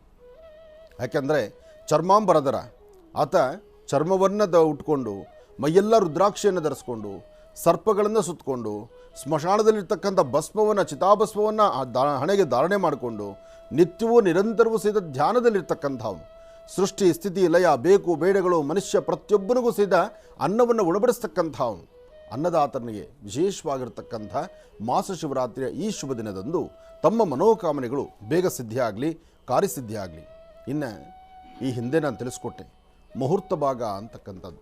ಆ ಮುಹೂರ್ತ ಭಾಗ ಲಕ್ಷ್ಮೀ ಬೋರಹಸ್ವಾಮಿಯ ಪ್ರತಿಷ್ಠಾಪನಾ ಮುಹೂರ್ತವನ್ನು ಇದೇ ಬರ್ತಕ್ಕಂಥ 21ನೇ ತಾರೀಕು, ಇದೇ 21 ಅಂದರೆ ಶ್ರಾವಣ ಮಾಸದ ಶುಕ್ಲ ಪಕ್ಷದ ಶುಭ ಪಂಚಮಿಯಂದು, ಶ್ರಾವಣ ಮಾಸ ಶುಕ್ಲಪಕ್ಷ ಪಂಚಮಿ ಇದೇ ಬರ್ತಕ್ಕಂಥ 20, 21 ಇದೇ ತಿಂಗಳು 20 ಮತ್ತು 21 ಇಷ್ಟು ವೇಗವಾಗಿ ಬಹುಶಃ 8 ದಿವಸ ಅಷ್ಟೇ ದೇವಸ್ಥಾನ ಪ್ರಾರಂಭ ಆಗಿ 8 ದಿವಸ ಆಗಿದೆ. ದೇವಸ್ಥಾನ ಈಗಾಗಲೇ ಕಲ್ಲಿನ ಕೆಲಸ ಸಂಪೂರ್ಣವಾಗಿ ಅಂದರೆ ದೇವಸ್ಥಾನವನ್ನು ಸಂಪೂರ್ಣವಾದ ವ್ಯವಸ್ಥೆ ಇವತ್ತಿಗೆ ಗೋಪುರದ ಕೆಲಸನೂ ಮುಗಿತಾ ಇದೆ. ಗೋಪುರದ ಕೆಲಸ ಆದ ನಂತರ ಇನ್ನು ಗರ್ಭಗುಡಿಯಲ್ಲಿ ಸ್ವಾಮಿನ ನಿಲ್ಲಿಸೋದ್ರಲ್ಲಿ ಏನೂ ಸಂದೇಹ ಇಲ್ಲ. ಅಂದರೆ ಇಷ್ಟು ವೇಗವಾಗಿ, ಇಷ್ಟು ಅದ್ಭುತವಾದಂತಹ, ಅದರಲ್ಲೂ ಒಳ್ಳೆಯ ಶಿಲ್ಪಶಾಸ್ತ್ರ ಪ್ರಕಾರ ಅಥವಾ ಆಗಮಶಾಸ್ತ್ರ ಪ್ರಕಾರ ಸ್ವಾಮಿಯ ಪ್ರತಿಷ್ಠಾಪನಾ ಮಹೋತ್ಸವ ಬಹಳ ಅದ್ಧೂರಿತವಾಗಿ ನೋಡ್ತಾ ಇದೆ. ಇದು ಕಳೆದ 3 ದಿನಗಳ ಹಿಂದಿಂದು, 3 ದಿನಗಳ ಹಿಂದೆಯಷ್ಟೇ ಈ ಒಂದು ಸ್ಥಳದಲ್ಲಿ ಪೂಜೆ ಮಾಡಿ ಸ್ವಾಮಿಯ ಸಾನ್ನಿಧ್ಯದಲ್ಲಿ ಅನುಷ್ಠಾನವನ್ನು ಪ್ರಾರಂಭಿಸಿದ್ವಿ ನಾವು. ಆ ಪ್ರಾರಂಭ ಆದ ನಂತರ ಇವತ್ತು ಅಂದರೆ ಈಗ ಬೆಳಗ್ಗೆ ನಾನು ಬರುವಾಗ ನೋಡ್ಕೊಂಡು ಬಂದದ್ದು ಮೇಲ್ಭಾಗದಲ್ಲಿರ್ತಕ್ಕಂಥ ಶಿರೋಭಾಗ ಅಂದರೆ ಕಳಶದ ಭಾಗ, ಜೊತೆಗೆ ಅಲ್ಲಿರ್ತಕ್ಕಂಥ ನವರಂಧ್ರಗಳು, ಆ ವಿಶೇಷವಾಗಿರ್ತಕ್ಕಂಥ ನವರಂಗವನ್ನು ಸಹಿತ ಇವತ್ತೇ ಪ್ರತಿಷ್ಠಾಪನೆಗೆ ವ್ಯವಸ್ಥೆ ಮಾಡಿದ್ದಾರೆ. ನವರಂಗ ಸಹಿತ ಅಲ್ಲಿಗಾಗಲೇ ಆಗಿದ್ದರಿಂದ ಇನ್ನು ದೇವಸ್ಥಾನದ ಗರ್ಭಗುಡಿ ಇದ್ರೆ ಸಿದ್ಧತೆ ಆದ್ದರಿಂದ ಇದೇ ಬರ್ತಕ್ಕಂಥ ಒಂದು ವಿಶೇಷವಾದ ಶ್ರಾವಣ ಮಾಸದ ಶ್ರಾವಣ ಶುಕ್ಲ ಪಕ್ಷದ ಪಂಚಮಿಯಂದು ನಾಗರ ಪಂಚಮಿಯಂದು ಲಕ್ಷ್ಮೀ ಬೋರಾಹ ಸ್ವಾಮಿಯನ್ನು ಅಲ್ಲಿ ಸ್ಥಾಪನೆ ಮಾಡಬೇಕು. ಸಾಲಿಗ್ರಾಮ ಸ್ಥಾಪನೆ ಅಂದರೆ ಪ್ರತಿಷ್ಠಾಪನಾ ಕ್ರಮ ಅಲ್ಲ, ಅಲ್ಲಿ ಸ್ವಾಮಿ ನಿತ್ಯ ಅನುಷ್ಠಾನಕ್ಕೆ ಇರುತ್ತೆ. ಆದರೆ ಇನ್ನೊಂದು ವಿಶೇಷ ಏನಪ್ಪ ಅಂದರೆ ಬೃಹತ್ ಮಟ್ಟದಲ್ಲಿ ಮಹಾಲಕ್ಷ್ಮಿ ತಂದಿದ್ದನ್ನು ತಾವು ನೋಡಿದ್ರಿ, ಲಕ್ಷ್ಮೀ ವಿಗ್ರಹವನ್ನು ತಾವು ದರ್ಶನ ಮಾಡಿದ್ದೀರಿ. ದರ್ಶನ ಆದ ನಂತರ ಅದೇ ತಾಯಿಯನ್ನು ಆ ಸಾನ್ನಿಧ್ಯದಲ್ಲಿ ಪ್ರತಿಷ್ಠಾಪನೆ ಮಾಡಬೇಕು ಎಂಬತಕ್ಕಂಥ ಮಹದಾಸೆಯಿಂದ ಒಂದು ಸಾನ್ನಿಧ್ಯದಲ್ಲಿ ವಿಶೇಷವಾದ ಅನುಷ್ಠಾನ ಮಾಡ್ತಿದ್ದೀವಿ. ಈಗ ಪ್ರಥಮ ದ್ವಾರ, ಆ ದ್ವಾರ ಗರ್ಭಗುಡಿಯ ದ್ವಾರದಲ್ಲಿ ಒಂದು ಸುವರ್ಣ ನವರತ್ನ ಜೊತೆಗೆ ಪಂಚಲೋಹವನ್ನು ಹಾಕುವ ಮುನ್ನ ಸಾಲಿಗ್ರಾಮಗಳನ್ನು ತೊಳೆದಿರ್ತಕ್ಕಂಥ ಶುದ್ಧ ಜಲವನ್ನು ಅಲ್ಲಿ ಹಾಕಿ ಸ್ವಾಮಿಯ ಸಾನ್ನಿಧ್ಯ ಅಲ್ಲಿರಬೇಕು ಎಂಬತಕ್ಕಂಥ ಚಿಂತನೆಯಿಂದ ನಾವು ಪ್ರಾರ್ಥನೆ ಮಾಡಿದ್ದೀವಿ. ಇದಕ್ಕೆ ಸಾಕ್ಷಿಯಾದಂಥ ರೀತಿ ಸಾಕಷ್ಟು ಜನವೂ ಸಹಿತ ಅವತ್ತು ಸಹಿತ ಬಂದಿದ್ದರು ಕಳೆದ 3 ದಿವಸದ ಹಿಂದೆ. ಇದು 3 ದಿನಗಳ ಹಿಂದೆ ನಡೆದಂಥ ಪೂಜಾನುಷ್ಠಾನ. ಆ ವ್ಯವಸ್ಥೆ, ಆ ದೇವಸ್ಥಾನ ಕಟ್ಟಡ ಕೆಲಸ ಮಾಡ್ತಕ್ಕಂಥ ಮೇಸ್ತ್ರಿಗಳು ಅಥವಾ ಗುತ್ತಿಗೆದಾರರು ಏನು ಹೇಳ್ತಾರಲ್ಲ, ಅವ್ರಿಗೂ ಸಹಿತ ಒಂದು ಹಾರ ಹಾಕಿ ಒಂದು ಸನ್ಮಾನ ಮಾಡಿ ಈ ಕಾಯಕವನ್ನು ಅತ್ಯದ್ಭುತವಾಗಿ, ಯಾಕೆಂದರೆ ನೀವು ನಿಲ್ತಕ್ಕಂಥದ್ದಲ್ಲ, ಆದರೆ ಈ ದೇವಸ್ಥಾನ ಇಲ್ಲಿ ನಿಲ್ತಕ್ಕಂತಹದ್ದು. ಈ ದೇವಸ್ಥಾನ ಇಲ್ಲಿ ನಿಲ್ಲಬೇಕು, ಬರ್ತಕ್ಕಂಥ ಭಕ್ತರನ್ನು ಭಗವಂತ ಹರಿಸಬೇಕು. ಯಾರೊಬ್ಬರು ಕಷ್ಟ ಅಂತ ಕಣ್ಣೀರು ಹಾಕ್ಕೊಂಡ್ಬಂದರೂ ಅವ್ರು ಕಣ್ಣೀರು ಒರೆಸುವಂಥ ಕಾಯಕ ಇಲ್ಲಿ ನಡೀಬೇಕು. ಸಾಲಿಗ್ರಾಮ ದರ್ಶನದಿಂದ ಸರ್ವ ವಿಧವಾದಂಥ ಪಾಪಗಳು ನಾಶ ಆಗಬೇಕು. ಜೊತೆಗೆ ಈ ಸಾಲಿಗ್ರಾಮದ ಮತ್ತೊಂದು ವಿಶೇಷತೆ ಇದೆ. ಮೊನ್ನೆಯಷ್ಟೇ ಶನಿವಾರದ ಕಾರ್ಯಕ್ರಮದಲ್ಲಿ ಸಾಕಷ್ಟು ವಿವರಗಳನ್ನು ಕೊಟ್ಟಿದ್ದೇನೆ. ಇದರ ಇನ್ನಷ್ಟು ತಾತ್ಪರ್ಯಗಳಿದೆ, ಇನ್ನಷ್ಟು ಮೂಲಾರ್ಥಗಳಿದೆ, ಅದನ್ನೂ ಸಹಿತ ತಮ್ಮ ಮುಂದೆ ಇಡುವಂತಹವರಿದ್ದೇವೆ.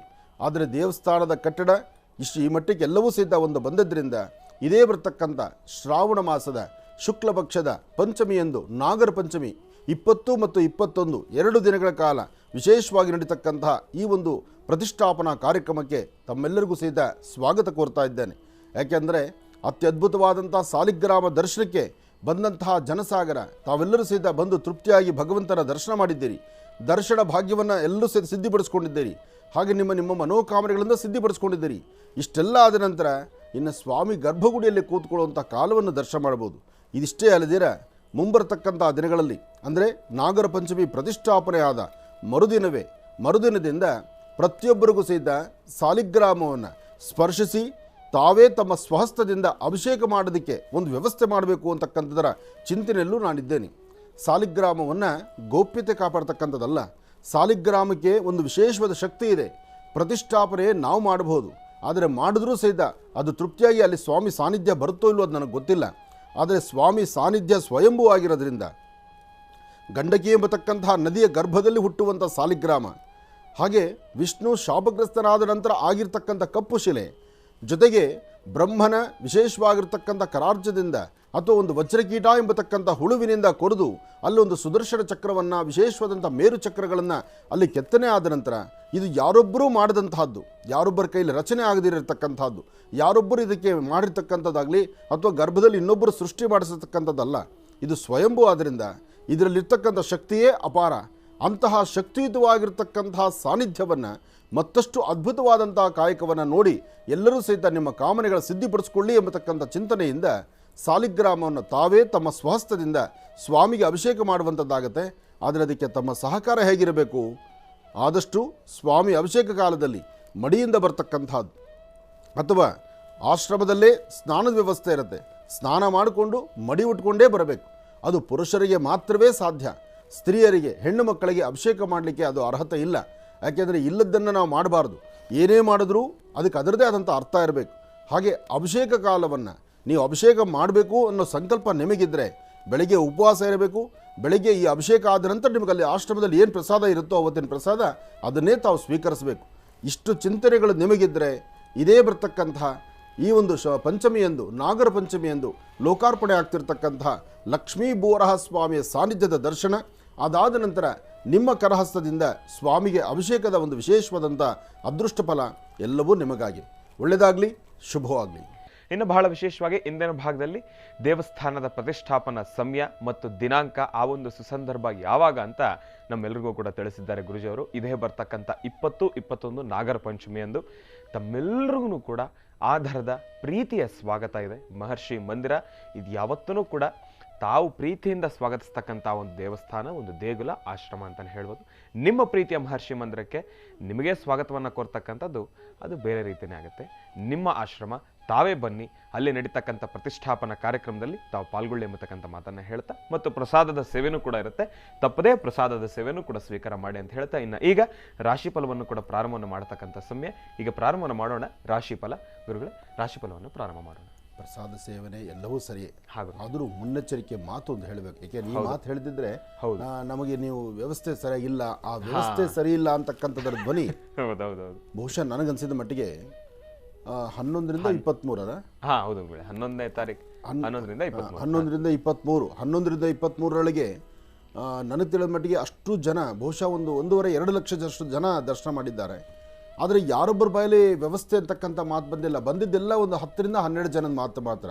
ಆ 10ರಿಂದ 12 ಜನ ವ್ಯವಸ್ಥೆ ಸರಿಯಿಲ್ಲ ಅಂತ ಹೇಳುವಂಥ ಮನಸ್ಥಿತಿ ಅವ್ರದ್ದಿದ್ದಾಗ, ಅಂತಹ ಮನಸ್ಥಿತಿಯಲ್ಲಿರ್ತಕ್ಕಂಥವ್ರು ನಿಧಾನಕ್ಕೆ ಬೇರೆ ಸಮಯದಲ್ಲಿ ಬಂದು ದರ್ಶನ ಮಾಡಿ, ಈ ಸಮಯದಲ್ಲಿ ದರ್ಶನಕ್ಕೆ ಬರಬೇಡಿ.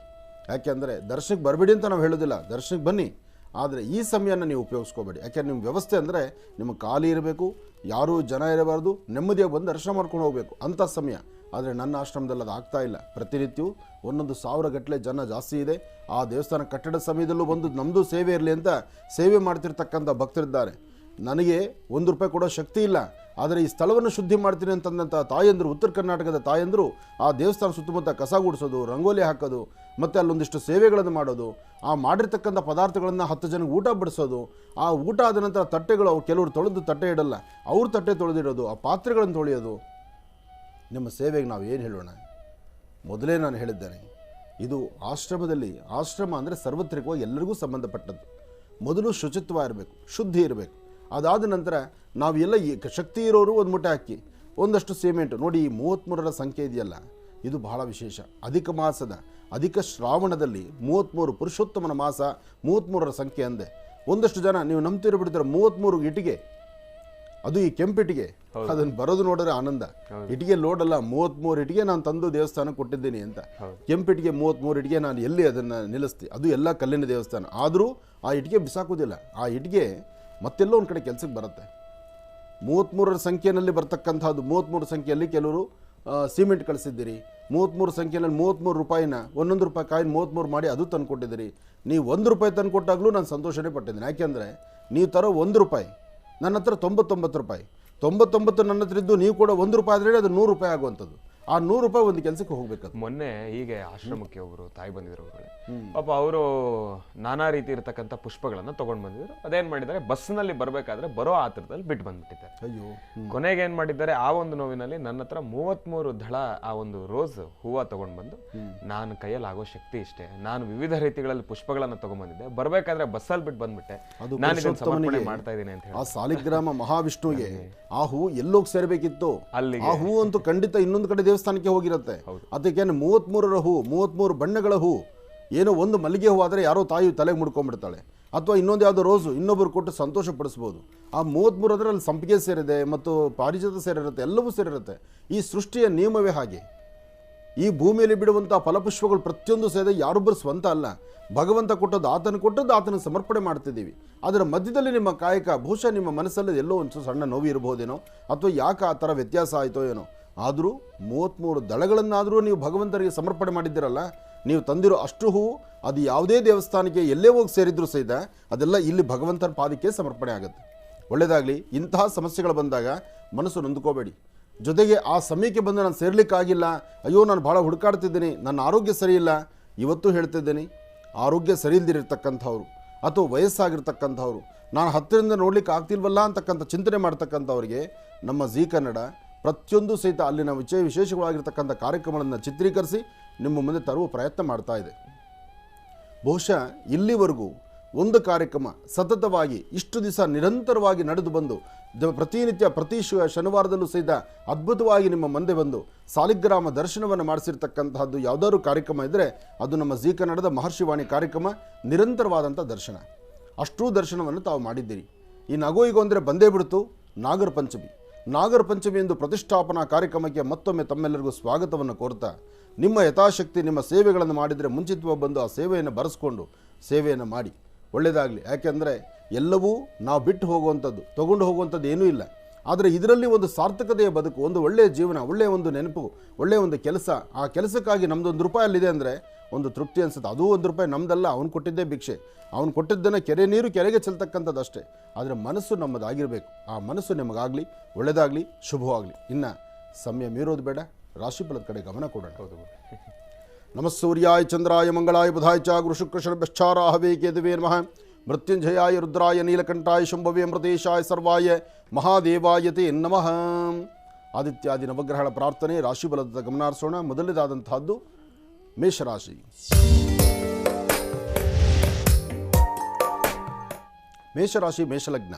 ಮೇಷರಾಶಿ ಮೇಷಲಗ್ನದಲ್ಲಿರ್ತಕ್ಕಂಥವರಿಗೆ ಚಂದ್ರ ಮತ್ತು ಗುರು ಇರ್ತಕ್ಕಂಥ ಆಸ್ಥಾನ, ಬುಧ ಮತ್ತು ಶುಕ್ರ ಇರ್ತಕ್ಕಂಥ ಆಸ್ಥಾನ ಮಹತ್ತರವಾಗಿದೆ. ಶುಕ್ರನ ಆಸ್ಥಾನ ಚೆನ್ನಾಗಿರೋದ್ರಿಂದ ಮೇಷರಾಶಿಯವರಿಗೆ ವಾರದ ಪ್ರಾರಂಭ ದಿನ ಇವತ್ತು ತಾವೇನು ಅಂದುಕೊಂಡಷ್ಟು ಕೆಲಸ ಕಾರ್ಯಗಳಲ್ಲಿ ಇರೋದರಲ್ಲಿ ಒಂದು 70% ಅಷ್ಟು, ಅಂದರೆ 70% ಕೆಲಸಗಳನ್ನು ಕಾರ್ಯಸಿದ್ಧಿ ಮಾಡ್ಕೊಳ್ತೀರಿ. ಆದರೆ ಇನ್ನೊಂದು 30% ಯಾಕೆ ವ್ಯತ್ಯಾಸ ಆಗುತ್ತೆ ಅಂದರೆ, ಇಲ್ಲಿ ನಾನು ನಂದು ಎಂಬತಕ್ಕಂಥ ಮದಮಾತ್ಸರಿಗಳು ತುಂಬಿಕೊಂಡ್ಬಿಡುತ್ತೆ. ಮನುಷ್ಯನಿಗೆ ಅದು ಬರಬಾರ್ದು. ಯಾವತ್ತೂ ನಾನು ಎಂಬತಕ್ಕಂಥದ್ದು ಬಂದರೆ ಅದು ನಾಶನ ಅಂತಾನೆ. ಅದಕ್ಕೆ ಯಾರೊಬ್ಬರು ಯಾವ ಕಾಲದಲ್ಲೂ ಸಹಿತ ನಾನು ಅನ್ನಬಾರ್ದು. ಆದರೆ ನಮ್ಮಿಂದ ಏನು ಕೆಲಸ ಆಗಬೇಕಾಗಿದೆ ಅದನ್ನು ಭಗವಂತ ನಡೆಸ್ತಾನೆ. ಆ ನಡೆಸುವ ಕೆಲಸವನ್ನು ಶ್ರದ್ಧೆಯಿಂದ ಮಾಡಿದ್ರೆ ಅದು ಲೋಕದಲ್ಲಿ ಸಮಾಜದಲ್ಲಿ ನಿಂತುಕೊಳ್ಳುತ್ತೆ. ಹಾಗೆ ಮೇಷರಾಶಿಯವರು ಉದ್ಯೋಗ, ವ್ಯವಹಾರ, ಕೆಲಸ ಕಾರ್ಯಗಳು, ಸಣ್ಣ ಕೆಲಸ ಇರಲಿ, ಇನ್ನೊಬ್ಬರ ಮನೆ ಬಚ್ಚಲು ಬಾಚಿದ್ರೂ ಸಹಿತ ನೀವು ಮಾಡುವ ಕೆಲಸ ನಿಯತ್ತಾಗಿರಬೇಕು, ಕ್ರಮವನ್ನು ಅನುಸರಿಸಬೇಕು. ನಾವು ನೋಡಿ, ಗಂಡಕಿ ಎಂಬತಕ್ಕಂಥ ತಾಯಿ ಹೆಣ್ಣುಮಗಳು, ಆಕೆ ತನ್ನ ಒಂದು ವಿಶೇಷವಾದಂಥ ಸೇವೆಯನ್ನು ಸಲ್ಲಿಸಿದ್ರು, ತನ್ನ ಕಾಯಕದಲ್ಲಿ ಹಾಗಿದ್ದರೂ ಆ ಗಂಡಕಿ ಎಂಬತಕ್ಕಂಥ ಸೇವೆಯನ್ನು ಗುರುತಿಸಿ ಭಗವಂತನೇ ಬಂದ. ಹಾಗೆ ತನ್ನ ಸೇವೆಯನ್ನು ಆಕೆ ನಡೆಸ್ತಿದ್ದಂಥ ಪ್ರತಿನಿತ್ಯದ ಕಾಯಕವನ್ನು ಗುರುತಿಸಿ ಅವಳನ್ನ ಪರೀಕ್ಷೆ ಮಾಡಲಿಕ್ಕೆ ನಿಂತ. ಕೊನೆಗೆ ಆ ತಾಯಿ ಹೇಳೋದು, ನಿನ್ನ ಗರ್ಭದಲ್ಲಿ ಹುಟ್ಟಬೇಕು ಅಂತ. ಆ ಗರ್ಭದಲ್ಲಿ ಹುಟ್ಟಬೇಕು ಅಂದಿದ್ದಕ್ಕೆ ಇವತ್ತು ಗಂಡಕಿಯಲ್ಲಿ ಸಾಲಿಗ್ರಾಮ ಆಯಿತು. ಇದು ಚರಿತ್ರೆ ಹೇಗಿರುತ್ತೆ ಅಂದರೆ, ಯಾವುದೇ ಆದರೂ ನಮ್ಮ ಜೀವನಕ್ಕೆ ನಾವು ಅಳವಡಿಸ್ಕೊಳ್ಬೇಕು, ನಮ್ಮ ಕಾಯಕವನ್ನು ಶ್ರದ್ಧಾಭಕ್ತಿಯಾಗಿ ಮಾಡಬೇಕು. ಆದರೆ ಇವತ್ತು ಮೇಷರಾಶಿಯವರು ಇದನ್ನು ಚಿಂತನೆ ಮಾಡಿದ್ರೆ ಖಂಡಿತ ಒಳ್ಳೆಯ ಫಲವನ್ನು ಸಿದ್ಧಿಪಡಿಸ್ಕೊಳ್ತೀರಿ. ಇನ್ನು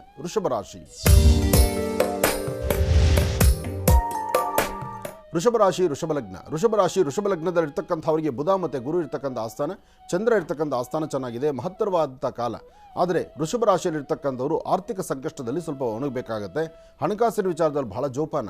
ಯಾರಿಗೇನಾದರೂ ಹಣಕಾಸಿನ ವಿಚಾರದಲ್ಲಿ ವ್ಯವಹಾರಗಳನ್ನು ಮಾಡಿದ್ರೆ ಇವತ್ತು ಪರಿಪಕ್ವತೆಯಿಂದ ಆಗುವಂಥದ್ದಲ್ಲ. ಸಣ್ಣ ಸಣ್ಣ ವಿಚಾರಗಳು ಸಹಿತ ಬೃಹತ್ ಮಟ್ಟದಲ್ಲಿ ಸಮಸ್ಯೆ ಎದುರಾಗ್ಬೋದು, ಒಂದಿಷ್ಟು ಕಣ್ಣೀರು ಹಾಕುವಂಥ ಪರಿಸ್ಥಿತಿ ಎದುರಾಗ್ಬೋದು. ಆದರೆ ಇವತ್ತಿನ ನಿಮ್ಮ ಚಿಂತನೆ ಅತ್ಯದ್ಭುತವಾಗಿ ಒಳ್ಳೆ ಕಾಯಕವನ್ನು ಸೃಷ್ಟಿಪಡಿಸ್ಕೊಳ್ಬೇಕಾದ್ರೆ ತಾಯಿ ಮಹಾಲಕ್ಷ್ಮಿಯ ಆರಾಧನೆ ಬಹಳ ಮುಖ್ಯವಾಗಿರ್ತಕ್ಕಂಥದ್ದು. ಒಂದು ಚಿಟಿಗೆಯಷ್ಟು ಹೆಸರುಬೇಳೆ ಅಥವಾ ಹೆಸರು ಕಾಳು ಇದನ್ನು ಉತ್ತರಾಭಿಮುಖವಾಗಿ ನಿಂತು ದೃಷ್ಟಿ ತೆಗೆದು ಹಸಿರು ಗಿಡದ ಮೇಲೆ ಹಾಕುವಂಥದ್ದು. ಹಾಗೆ ಒಂದಿಷ್ಟು ಪುಡಿ ಕುಂಕುಮ ಅಥವಾ ಗಂಧವನ್ನು ಹಣೆಗಚ್ಕೊಂಡು ನೀವು ಮನೆಯಿಂದ ಆಚೆ ಹೊರಡತಕ್ಕಂಥದ್ದು. ಇದರ ಮಧ್ಯದಲ್ಲಿ ಮಧ್ಯಾಹ್ನ 12 ಗಂಟೆ ಅಭಿಜಿನ್ ಲಗ್ನದಲ್ಲಿ ನೀವು ಆಹಾರವನ್ನು ಸ್ವೀಕರಿಸೋದಕ್ಕೂ ಮುನ್ನ ಇನ್ನೊಬ್ಬರ ಹಸಿವನ್ನು ಅರ್ಥ ಮಾಡ್ಕೊಂಡು ಒಂದಿಷ್ಟು ಅನ್ನದಾನವನ್ನು ಮಾಡತಕ್ಕಂಥದ್ದು. ಈ ಕಾಯಕಕ್ಕೆ ತಾವು ಮುಂದಾಗಿದ್ದೆ ಆದರೆ ಸಾಕಷ್ಟು ಫಲಾಫಲಗಳನ್ನು ಖಂಡಿತ ಸಿದ್ಧಿಪಡಿಸ್ಕೊಳ್ತೀರಿ. ಇನ್ನು ಮಿಥುನ ರಾಶಿ. ಮಿಥುನ ರಾಶಿ ಮಿಥುನ ಲಗ್ನ. ಮಿಥುನ ರಾಶಿ ಮಿಥುನ ಲಗ್ನದಲ್ಲಿರ್ತಕ್ಕಂಥವರು ಆರೋಗ್ಯ, ವ್ಯವಹಾರ, ಕೆಲಸ ಕಾರ್ಯಗಳು ಯಾವುದೇ ವಿಚಾರದಲ್ಲಿ ಚಿಂತನೆ ಮಾಡಿದ್ರೂ ಸಣ್ಣ ಸಣ್ಣ ಸಮಸ್ಯೆಗಳು ಅಲ್ಲಿಂದಲ್ಲೇ ಎದುರಾಗ್ತಾ ಇರುತ್ತೆ. ಆದರೆ ಅಲ್ಲೇ ನಿಮಗೆ ಧೈರ್ಯ ಬೇಕಾಗಿರ್ತಕ್ಕಂಥದ್ದು. ಧೈರ್ಯದಿಂದ ಒಂದು ಕಾಯಕವನ್ನು ಮಾಡಿದ್ರೆ, ಕೆಲಸವನ್ನು ಮಾಡಿದ್ರೆ ಖಂಡಿತ ಸಾಧ್ಯ ಆಗುತ್ತೆ. ಆದರೆ ಇವತ್ತು ಮಿಥುನ ರಾಶಿಯವರಿಗೆ ಯಾವುದೇ ಕೆಲಸ ಮಾಡಬೇಕಾದ್ರೂ ಒಂದಿಷ್ಟು ಅಂಜಿಕೆ ಇರುತ್ತೆ, ಭಯ ಇರುತ್ತೆ, ಹೃದಯದಲ್ಲಿ ಏನೋ ಬೇರೊಂದು ಚಿಂತನೆ ಬರ್ತಿರುತ್ತೆ, ನಿಮ್ಮ ಆಲೋಚನೆಗಳು ಬೇರೆ ಬೇರೆ ಥರನೇ ಮುಂದೆ ನಡೀತಾ ಇರುತ್ತೆ. ಆದರೆ ಇವತ್ತಿನ ದಿವಸ ಧೈರ್ಯವಾಗಿ ಒಂದು ಹೆಜ್ಜೆ ಮುಂದೆ ಹಾಕಿ ನಾನು ಯಾವುದೇ ಆದರೂ ಸಹಿತ ಅಸಾಧ್ಯವಾದ್ದನ್ನು ಸಾಧನೆ ಮಾಡ್ತೀನಿ ಎಂಬತಕ್ಕಂಥ ಆತ್ಮವಿಶ್ವಾಸ ನಿಮಗಿದ್ದರೆ ಎಂತಹ ಕಾಲದಲ್ಲೂ ಸಹಿತ ಧೈರ್ಯವಾಗಿ ಒಂದು ಹೆಜ್ಜೆ ಮುಂದೆ ಹಾಕ್ಬೋದು. ಅದರ ಜೊತೆಗೆ ಇವತ್ತು ನಿಮ್ಮ ಪಯಣ ಸಾಧ್ಯವಾದಷ್ಟು ಪೂರ್ವಾಭಿಮುಖವಾಗಿರಬೇಕು.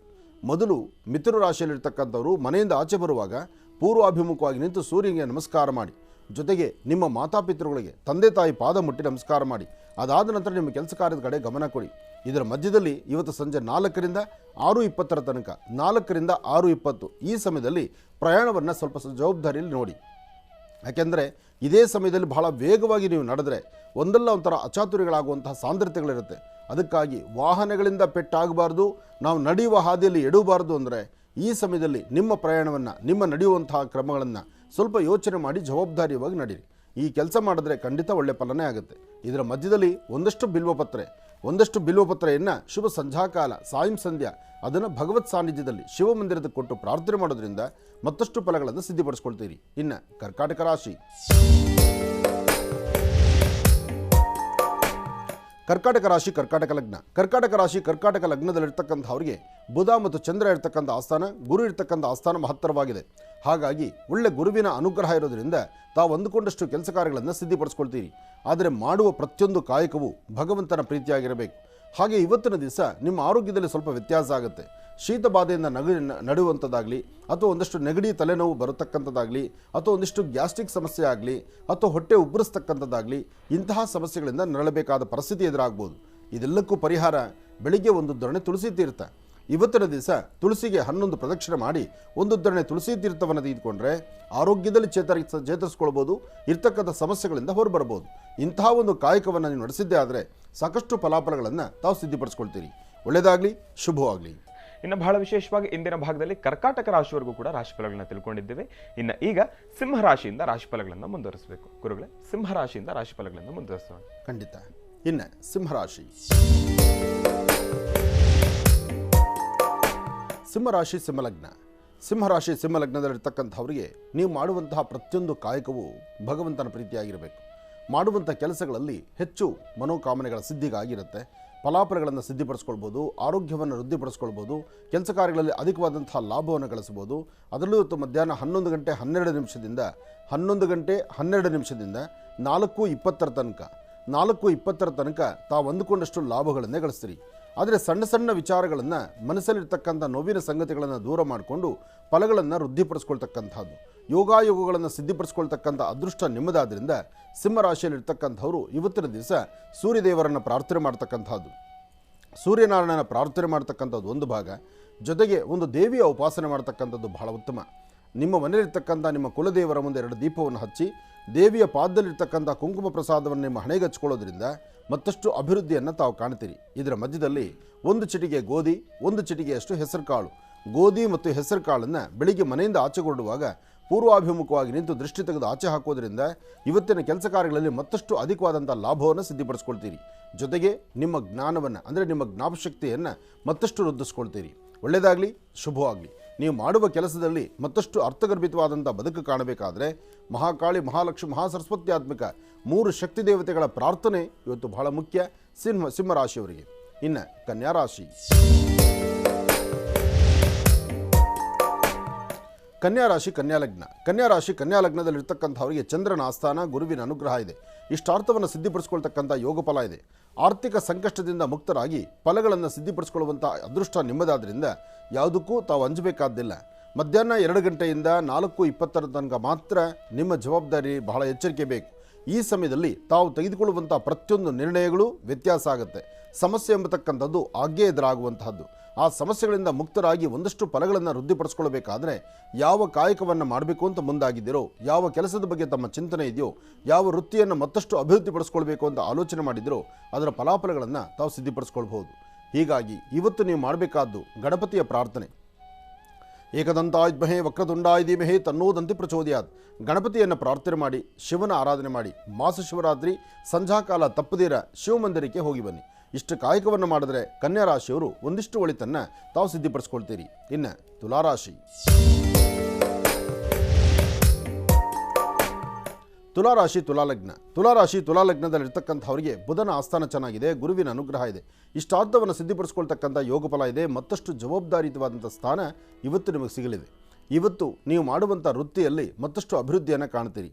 ಅದರಲ್ಲೂ ಸರಿಸುಮಾರು ಮಧ್ಯಾಹ್ನ 12 ಗಂಟೆ ಅಭಿಜಿನ್ ಲಗ್ನ. ಈ ಮುಹೂರ್ತದಲ್ಲಿ ಏನಾದರೂ ಒಂದು ಸಾಧನೆ ಮಾಡಬೇಕು ಎಂಬತಕ್ಕಂಥ ಚಿಂತನೆಯಲ್ಲಿದ್ದೀರಿ. ಆದರೆ ಸಣ್ಣ ಸಣ್ಣ ಸಮಸ್ಯೆಗಳು ನಿಮ್ಮನ್ನು ಬೆಂಬಿಡದಿರ ಬಾಧಿಸೋದ್ರಿಂದ ನೀವು ನಿಮ್ಮ ಮನೆಯ ಸಮೀಪ ಆಗಲಿ ಅಥವಾ ನಿಮ್ಮ ಕೆಲಸ ಕಾರ್ಯಗಳ ಮಾಡುವಂಥ ಸಾನ್ನಿಧ್ಯಗಳಲ್ಲಾಗಲಿ ಹನುಮ ಕ್ಷೇತ್ರ ಇದ್ದರೆ ಅಲ್ಲಿ ಹೋಗಿ ಮಾರುತಾತ್ಮಜ ಪ್ರಸನ್ನಾಂಜನೇಯ ಸ್ವಾಮಿಯನ್ನು ದರ್ಶನ ಮಾಡಿ, ಮನೋಜವಂ ಮಾರುತದಲ್ಲಿ ವೇಗಂ ಜಿತೇಂದ್ರಿಯಂ ಬುದ್ಧಿಮತಾಂ ವರಿಷ್ಠಂ ವಾತಾತ್ಮಜಂ ವಾನರುದು ಮುಖ್ಯಂ ಶ್ರೀರಾಮದೂತಂ ಶಿರಸಾ ನಮಾಮಿ. ಹೀಗೆ ಹನುಮನ ಪ್ರಾರ್ಥನೆ ಮಾಡಿ ಹನುಮನ ಸಾನ್ನಿಧ್ಯಕ್ಕೆ ಹೋಗಿ ದರ್ಶನ ಮಾಡ್ಕೊಂಡು ಬರೋದರಿಂದ ಮತ್ತಷ್ಟು ವಿಶೇಷವಾದಂಥ ಫಲವನ್ನು ತಾವು ಸಿದ್ಧಿಪಡಿಸ್ಕೊಳ್ತೀರಿ. ಒಳ್ಳೆಯದಾಗಲಿ, ಶುಭವಾಗಲಿ. ಇವತ್ತಿನ ಕೆಲಸಗಳಲ್ಲಿ ಮತ್ತಷ್ಟು ಅತ್ಯದ್ಭುತವಾದಂಥ ಕಾಯಕ ಸಿದ್ಧಿ ಆಗಬೇಕಾದ್ರೆ ನೀವು ಮಾಡಬೇಕಾಗಿರ್ತಕ್ಕಂಥದ್ದು ನಿಮ್ಮ ಮನೆಯ ಸುತ್ತಮುತ್ತ ಅಥವಾ ಎಲ್ಲಾದರೂ ಸುತ್ತಮುತ್ತ ಪ್ರಾಂತ್ಯಗಳಲ್ಲಿ ಎಲ್ಲಿ ವಾನರ ಸೈನ್ಯ ಕಾಣುತ್ತೋ ಅಂತಹ ಕಡೆ ವಾನರ ಸೈನ್ಯಕ್ಕೆ ಅಂದರೆ ಒಂದಷ್ಟು ಕೋತಿಗಳಿಗೆ ಆಹಾರ ಕೊಡೋದ್ರಿಂದ ತುಲಾರಾಶಿಯವರಿಗೆ ಮತ್ತಷ್ಟು ಅದೃಷ್ಟವನ್ನು ತಾವು ಸಿದ್ಧಿಪಡಿಸ್ಕೊಳ್ತೀರಿ. ಇನ್ನು ವೃಶ್ಚಿಕ ರಾಶಿ. ವೃಶ್ಚಿಕ ರಾಶಿ ವೃಶ್ಚಿಕ ಲಗ್ನದಲ್ಲಿರ್ತಕ್ಕಂಥವರಿಗೆ ತಮ್ಮ ಕೆಲಸ ಕಾರ್ಯಗಳಲ್ಲಿ ಅತ್ಯದ್ಭುತವಾದಂಥ ಕಾಯಕವನ್ನೇ ಸೃಷ್ಟಿಪಡಿಸ್ಕೊಳ್ತೀರಿ. ದೂರಭಾರ ಪ್ರಯಾಣದ ಬಗ್ಗೆ ಆಲೋಚನೆ ಮಾಡ್ತೀರಿ. ಮತ್ತಷ್ಟು ಜವಾಬ್ದಾರಿಯುತವಾದಂಥ ಕಾಯಕದ ಬಗ್ಗೆ ತಾವು ಚಿಂತನೆ ಮಾಡ್ತಿರ್ತೀರಿ. ನಿಮ್ಮ ವ್ಯಾಪಾರ ವ್ಯವಹಾರ ವೃತ್ತಿಯಲ್ಲಿ ಅಭಿವೃದ್ಧಿ, ಆರ್ಥಿಕ ಪರಿಸ್ಥಿತಿ ಅಭಿವೃದ್ಧಿ, ಜೊತೆಗೆ ನಿಮ್ಮ ಉಡುಗೆ ತೊಡುಗೆಗಳು ತಾವು ಮಾಡುವ ಪ್ರತಿಯೊಂದು ಕೆಲಸದಲ್ಲೂ ಸಹಿತ ಭಗವಂತನ ಕೃಪಾಕಟಾಕ್ಷ ಇರೋದರಿಂದ ಇವತ್ತು ನೀವು ಹಾಕುವ ಪ್ರತಿ ಹೆಜ್ಜೆಯೂ ಸಹಿತ ಭಾಳಷ್ಟು ಯಶಸ್ಸಿನ ಹಾದಿಯಲ್ಲಿರುತ್ತೆ. ಅದರಲ್ಲೂ ಸಣ್ಣ ಪುಟ್ಟ ಮಕ್ಕಳು ಅಂದರೆ ವೃಶ್ಚಿಕ ರಾಶಿಯಲ್ಲಿರ್ತಕ್ಕಂಥ ಸಣ್ಣ ಮಕ್ಕಳಾಗಲಿ, ವಯಸ್ಸಾಗಿರ್ತಕ್ಕಂತಹ ವೃದ್ಧರಾಗಲಿ, ನಿಮ್ಮ ಆರೋಗ್ಯದ ಬಗ್ಗೆ ಸ್ವಲ್ಪ ಕಾಳಜಿ ಇರಲಿ. ಯಾಕೆಂದರೆ ನಿಮ್ಮ ಜಾತಕದಲ್ಲಿ ಪ್ರಸ್ತುತ ಚಂದ್ರ ಇರ್ತಕ್ಕಂಥ ಆಸ್ಥಾನ ಅಷ್ಟು ಸಮಂಜಸ್ಕರವಾದಲ್ಲದ್ರಿಂದ ಸ್ವಲ್ಪ ಶೀತ ಬಾಧೆ, ನೆಗಡಿ, ತಲೆನೋವು ಅಥವಾ ಒಂದಷ್ಟು ಮೈಕೈ ನೋವು ಇದು ನಿಮಗೆ ಬಾಧಿಸ್ಬೋದು. ಆದರೆ ಇವತ್ತಿನ ದಿವಸ ತಾವು ಅಂದುಕೊಂಡಿದ್ದಕ್ಕಿಂತ ಹೆಚ್ಚಿನಾಗಿ ಒಂದು ಅಭಿವೃದ್ಧಿಯನ್ನು ಕಾಣತಕ್ಕಂಥದ್ದು, ಒಂದು ಸ್ಥಾನಮಾನವನ್ನು ಗಿಟ್ಟಿಸ್ಕೊಳ್ತಕ್ಕಂಥದ್ದು ಅಥವಾ ಒಂದು 10 ಜನಕ್ಕೆ ಗೊತ್ತಾಗುವಂಥ ರೀತಿ ನಿಮ್ಮ ಕೆಲಸಗಳನ್ನು ನಡೆಸುವಂಥದ್ದು, ಇಂತಹ ಯೋಗ ಫಲಕ್ಕೆ ತಾವು ಮುಂದಾಗ್ತೀರಿ. ತಾಯಿ ಮಹಾಲಕ್ಷ್ಮಿ ಅನುಗ್ರಹ ನಿಮಗಿರೋದ್ರಿಂದ ತಾವು ಏನು ಕೆಲಸ ಮಾಡಿದ್ರೂ ಇವತ್ತಿನ ಕೆಲಸಗಳಲ್ಲಿ ಹೆಚ್ಚಿನ ಜಯವನ್ನೇ ಸಿದ್ಧಿಪಡಿಸ್ಕೊಳ್ತೀರಿ. ಒಳ್ಳೆಯದಾಗಲಿ, ಶುಭವಾಗಲಿ. ವೃಶ್ಚಿಕ ರಾಶಿಯವರೆಗೂ ಕೂಡ ಇರ್ತಕ್ಕಂಥ ರಾಶಿಫಲಗಳನ್ನ ತಿಳ್ಕೊಂಡಿದ್ದೇವೆ. ಇನ್ನುಳಿದಿರ್ತಕ್ಕಂಥ ರಾಶಿಗಳನ್ನ ಮುಂದಿನ ಭಾಗದಲ್ಲಿ ತಿಳಿಸ್ತಾ ಹೋಗ್ತಾರೆ. ಇನ್ನು ಈಗ ಮಹರ್ಷಿವಾಣಿ ಕಾರ್ಯಕ್ರಮಕ್ಕೆ ಸಾಕಷ್ಟು ಜನ ಕರೆಯನ್ನು ಮಾಡ್ತಾ ಇರ್ತೀರಿ. ಈಗಾಗಲೇ ಸಾಕಷ್ಟು ಕರೆಗಳು ಕೂಡ ಸಿದ್ಧವಾಗಿದೆ. ಇನ್ಯಾಕೆ ತಡ, ಈಗ ಪ್ರಾರಂಭವನ್ನು ಮಾಡೋಣ ಸ್ವರ ಜ್ಯೋತಿಷ್ಯ.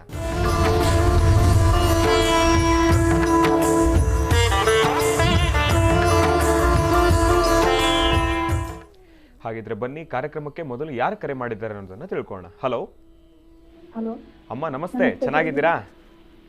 ನಮಸ್ತೆ ಗುರು. ನಮಸ್ತೆ ಅಮ್ಮ, ನಮಸ್ತೆ. ಎಲ್ಲಿಂದ ಕರೆ ಮಾಡ್ತಿದ್ದೀರಿ? ತಮ್ಮ ಹೆಸರು? ಹೆಸರನ್ನು ಬೇಡ, ಯಾರ ಬಗ್ಗೆ ತಿಳ್ಕೊಳ್ಬೇಕಾಗಿತ್ತು? ನಮ್ದೇ ಗಂಡ ಹೆಂಡತಿ ಕೇಳ್ತೀರಿ, ಬಹಳ ಆದ್ರಿ 2 ಮಕ್ಕಳಾಗ್ಯಾವ, ಮಗುವಿಗೆ ಅವ್ರು ಅಂತ. ಆಯ್ತು ತಾಯಿ, ಧೈರ್ಯ ತಂದ್ಕೊಳಮ್ಮ. ಗುರುಜಿ ಅವ್ರು ನಮ್ಮ ಜೊತೆ ಇದ್ದಾರೆ, ಮಾತಾಡಿ ತಾಯಿ. ಹಲೋ ಹಲೋ ನಮಸ್ತೆ. ನಮಸ್ತೆ ತಾಯಿ, ಹೇಳಮ್ಮ. ಏನ್ರಿ ಲಗ್ನ ಆಗ್ಯದ 22 ವರ್ಷ ಆಗ್ಯದ, ಆದ್ರೆ ಸುಖ ಅನ್ನೋದೇ ಇಲ್ಲ. ನನ್ಗೆ ಒಂದಾಗದು ಒಂದು ಬೆಟ್ಟು ಹೊಡ್ತೇನೆ, ಇದು ಯಾಕಂತ ಗೊತ್ತಾಗಲ್ಲ. ನೀವು ಲೌಡ್ ಸ್ಪೀಕರ್ ಆನ್ ಮಾಡಿದರೆ, ಟಿ ವಿ ನೋಡ್ತಾ ಮಾತಾಡ್ತಾ ಇದ್ದರೆ, ಅಥವಾ ರೂಮಲ್ಲಿ ಎಲ್ಲರೂ ಕೇಳಿಸ್ಲಿ ಅಂತೇಳಿ ಜೋರಾಗಿ ಮಾತಾಡ್ತಿದ್ರೆ ಅದು ಯಾವುದೂ ಫೋನಲ್ಲಿ ಸ್ಪಷ್ಟ ಬರೋದಿಲ್ಲ. ನಿಮ್ಮ ಸ್ವರತರಂಗ ಸ್ಪಷ್ಟವಾಗಿ ಕೇಳಿಸಿದ್ರೆ ಮಾತ್ರ ನಾನು ನಿಮ್ಮ ಬಗ್ಗೆ ಮಾತಾಡಲಿಕ್ಕಾಗುತ್ತೆ. ಲೌಡ್ ಸ್ಪೀಕರ್ನ ಆಫ್ ಮಾಡಿ ಕಿವಿಯಲ್ಲಿ ಇಟ್ಕೊಳ್ಳಿ. ಎರಡನೇದು, ಟಿ ವಿಯಿಂದ ಸ್ವಲ್ಪ ದೂರ ಬನ್ನಿ. ಆ ಟಿವಿ ವಾಲ್ಯೂಮ್ ಅನ್ನ ಒಂಚೂರು ಮ್ಯೂಟ್ ಮಾಡಿ ಅಮ್ಮ. ಸರಿಯಾಗಿ ಕೇಳಿಸ್ತಾ ಇಲ್ಲ ತಾಯಿ. ಆ ಟಿವಿ ವಾಲ್ಯೂಮ್ ಅನ್ನ ಸ್ವಲ್ಪ ಮ್ಯೂಟ್ ಮಾಡಿ, ಇಲ್ಲಾಂದ್ರೆ ಒಂದ್ 2 ನಿಮಿಷ ಕಾಲ ಸ್ವಲ್ಪ ಸೌಂಡ್ ಕಡಿಮೆ ಮಾಡಿ. ಸೌಂಡ್ ಕಡಿಮೆ ಮಾಡಿ. ಹಾ ಮಾಡಿ ತಾಯಿ. ಈಗ ಮಾತಾಡಿ. ಸತತ 10 ವರ್ಷದಿಂದ ಇದನ್ನೇ ಹೇಳ್ಕೊಂಡು ಬಂದ್ರು ಪಕ್ಕದಲ್ಲಿ ಟಿವಿ ಪಕ್ಕ ಕೂತ್ಕೊಂಡು ಅವ್ರ ವಾಯ್ಸ್ ಟಿವಿಯಲ್ಲಿ ಕೇಳಿಸ್ಕೋಬೇಕು ಅನ್ನೋ ಆಸೆ ಅವ್ರಿಗೆ ಇರುತ್ತೆ, ಇಲ್ಲ ಅಂತಿಲ್ಲ, ನನಗೂ ಅಂತ ಆಸೆ ಇದೆ. ಆದ್ರೆ ಏನ್ ಮಾಡೋದು, ಅವ್ರ ಸ್ವರತರಂಗ ಸರಿಯಾಗಿ ಕೇಳಿಲ್ಲ ಅಂದ್ರೆ ನಾನು ಮಾತಾಡ್ಲಿಕ್ಕೆ ಆಗಲ್ವಲ್ಲ. ಹೇಳಿ. ಅದಕ್ಕ ನಮ್ದು ಬಾಳ ಕಿರಿಕಿರದ್ರಿ. 22 ವರ್ಷ ಆಗ್ಯದ್ರಿ ಮದುವೆಯಾಗಿ, 2 ಮಕ್ಕಳಾಗ್ಯಾವ, ಗಂಡು ಹುಡುಗ ಅವ್ರು ಇಟ್ಕೊಂಡಾರ, ಎಂಡಿ ನಮಗ್ ಬಿಟ್ಟಾರ.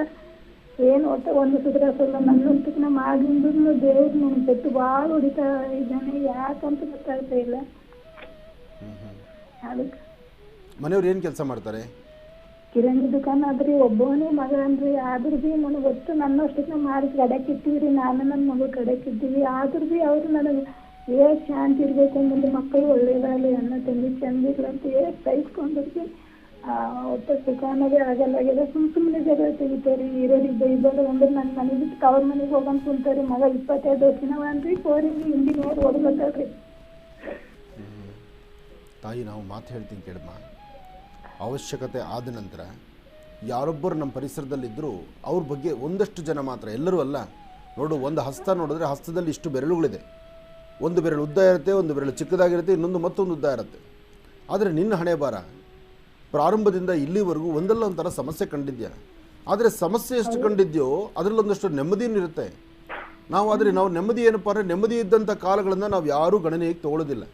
ಸಮಸ್ಯೆನ ಮಾತ್ರ ತಲೆಯಲ್ಲಿ ಇಟ್ಕೊಂಡ್ಬಿಟ್ಟಿರ್ತೀವಿ. ಸಮಸ್ಯೆ ಎಂಬತಕ್ಕಂಥದ್ದನ್ನು ಮೊದಲು ನಾವು ಮುಚ್ಚಬೇಕು. ದಿನದಲ್ಲಿ ಬರ್ತಕ್ಕಂಥ ಕಷ್ಟಗಳನ್ನು ಅವತ್ತಿಗೆ ಕ್ಲಿಯರ್ ಮಾಡಬೇಕು. ನಾನು ಅದೆಲ್ಲ ಅನ್ಕೋಬೇಕು. ನೋಡಮ್ಮ, ಮನುಷ್ಯ ಈ ಮೂಗಿರೋ ತನಕ ನೆಗಡಿ ತಪ್ಪಿದ್ದಲ್ಲ. ಹಾಗೆ ಸಂಸಾರ, ನಾನು ಹೇಳ್ತೀನಿ ಕೇಳಮ್ಮ, ಸಂಸಾರ ಇದೊಂದು ದೊಡ್ಡ ಸಾಗರ. ಈ ಸಾಗರದಲ್ಲಿ ನಾವು ಬಿಂದು ತೇಲ್ಬೇಕಾದ್ರೆ ಬಂದು ಹೋಗೋ ಎಲ್ಲ ಕ್ಷಣಗಳನ್ನು ಸ್ವಾಗತಿಸ್ಬೇಕು ನಾವು. 22 ವರ್ಷದ ಸರ್ವಿಸ್ ಆಯಿತು, ಜೊತೆಗೆ ಮಕ್ಕಳು ಬೆಳೆದು ದೊಡ್ಡವರಾಯಿತು, ಎದೆ ಉದ್ದಕ್ಕೂ ಬೆಳೆದಿರ್ತಕ್ಕಂಥ ಮಕ್ಕಳು. ಈ ಸಮಯದಲ್ಲಿ ನೀನು ಇಲ್ಲಿರ್ಬೇಡ, ನೀನು ತವ್ರ ಮನೆಗೆ ಹೋಗು ಅಂತ ಹೇಳುವಂಥದ್ದು ಅವ್ರದ್ದು ತಪ್ಪು. ಅದಕ್ಕಿಂತ ಮುಖ್ಯವಾಗಿ ಸಮಸ್ಯೆ ಅಂತ ಬಂದಾಗ ವ್ಯಕ್ತಿ ಮನಸ್ಸು, ಇನ್ನೊಂದು ಅತಿಯಾಗಿ ಕೂಗಾಡ್ತಿರ್ತಾರಲ್ಲ, ಯಾವಾಗೂ ಜಗಳ ಕದನ ಆಡ್ತಾರಲ್ಲ, ನಿಮ್ಮನ್ನು ಬಿಟ್ಟು ಅರ್ಧ ಗಂಟೆ ಇರಲ್ಲ ಅವರು. ಆದರೆ ಆಡೋ ಮಾತಲ್ಲಿ ಈ ತರಹ ಇರುತ್ತೆ. ಜೊತೆಗೆ ಆ ಪರಿಸರ ಅವ್ರು ನಂಗೆ ಮಾತಾಡಿಸ್ತಾ ಇರುತ್ತೆ. ಜೊತೆಗೆ ನನ್ನ ಅಂಗೈಯಲ್ಲೇ ಇರಬೇಕು, ನನ್ನ ಮಡದಿ, ನನ್ನ ಹೆಂಡತಿ ಅನ್ನೋ ಒಂದು ಪರಿಸ್ಥಿತಿಯಲ್ಲಿದ್ದಾಗ ಎಲ್ಲಿ ಇದನ್ನು ಯಾರು ನೋಡ್ತಾರೋ ಅಥವಾ ಇದು ಇವರೆಲ್ಲಿಗೆ ನನ್ನ ಬಿಟ್ಟು ಹೋಗ್ತಾರೋ ಅನ್ನೋ ಚಿಂತನೆಯಿಂದ ಸುಮ್ಮನೆ ಆದರೂ ಹೋಗು, ನಿನ್ನ ತವ್ರ ಮನೆಗೆ ನೀನು ಅಲ್ಲಿರು ಅಂತ ಹೇಳ್ತಿರ್ತಾರೆ. ನೀನು ತವ್ರ ಮನೆಗೆ ಹೋದ್ರೆ ಅರ್ಧ ಗಂಟೆ ನಿಮ್ಮ ಮನೆಯವರು ನಿನ್ನ ಬಿಟ್ಟು ಇರೋಕ್ಕಾಗೋದಿಲ್ಲ. ನೀನು ಧೈರ್ಯವಾಗಿರು, ನಿನ್ನ ಸ್ವರದಲ್ಲಿ ಯಾವ ಸಮಸ್ಯೆ ಇಲ್ಲ, ಧೈರ್ಯವಾಗಿದ್ದರೆ ಎಲ್ಲ ಒಳ್ಳೆಯದಾಗಲಿ. ಇನ್ನು ಬಹಳ ವಿಶೇಷವಾಗಿ ಇಂದಿನ ಭಾಗದಲ್ಲಿ ವೃಶ್ಚಿಕ ರಾಶಿವರೆಗೂ ರಾಶಿಫಲಗಳನ್ನ ತಿಳ್ಕೊಂಡಿದ್ದೇವೆ. ಇನ್ನು ಈಗ ಧನುರಾಶಿಯಿಂದ ರಾಶಿಫಲಗಳನ್ನು ಮುಂದುವರಿಸಬೇಕು. ಗುರುಗಳೇ, ಧನುರಾಶಿಯಿಂದ ರಾಶಿಫಲಗಳನ್ನು ಮುಂದುವರಿಸೋಣ. ಖಂಡಿತ. ಇನ್ನು ಧನುರಾಶಿ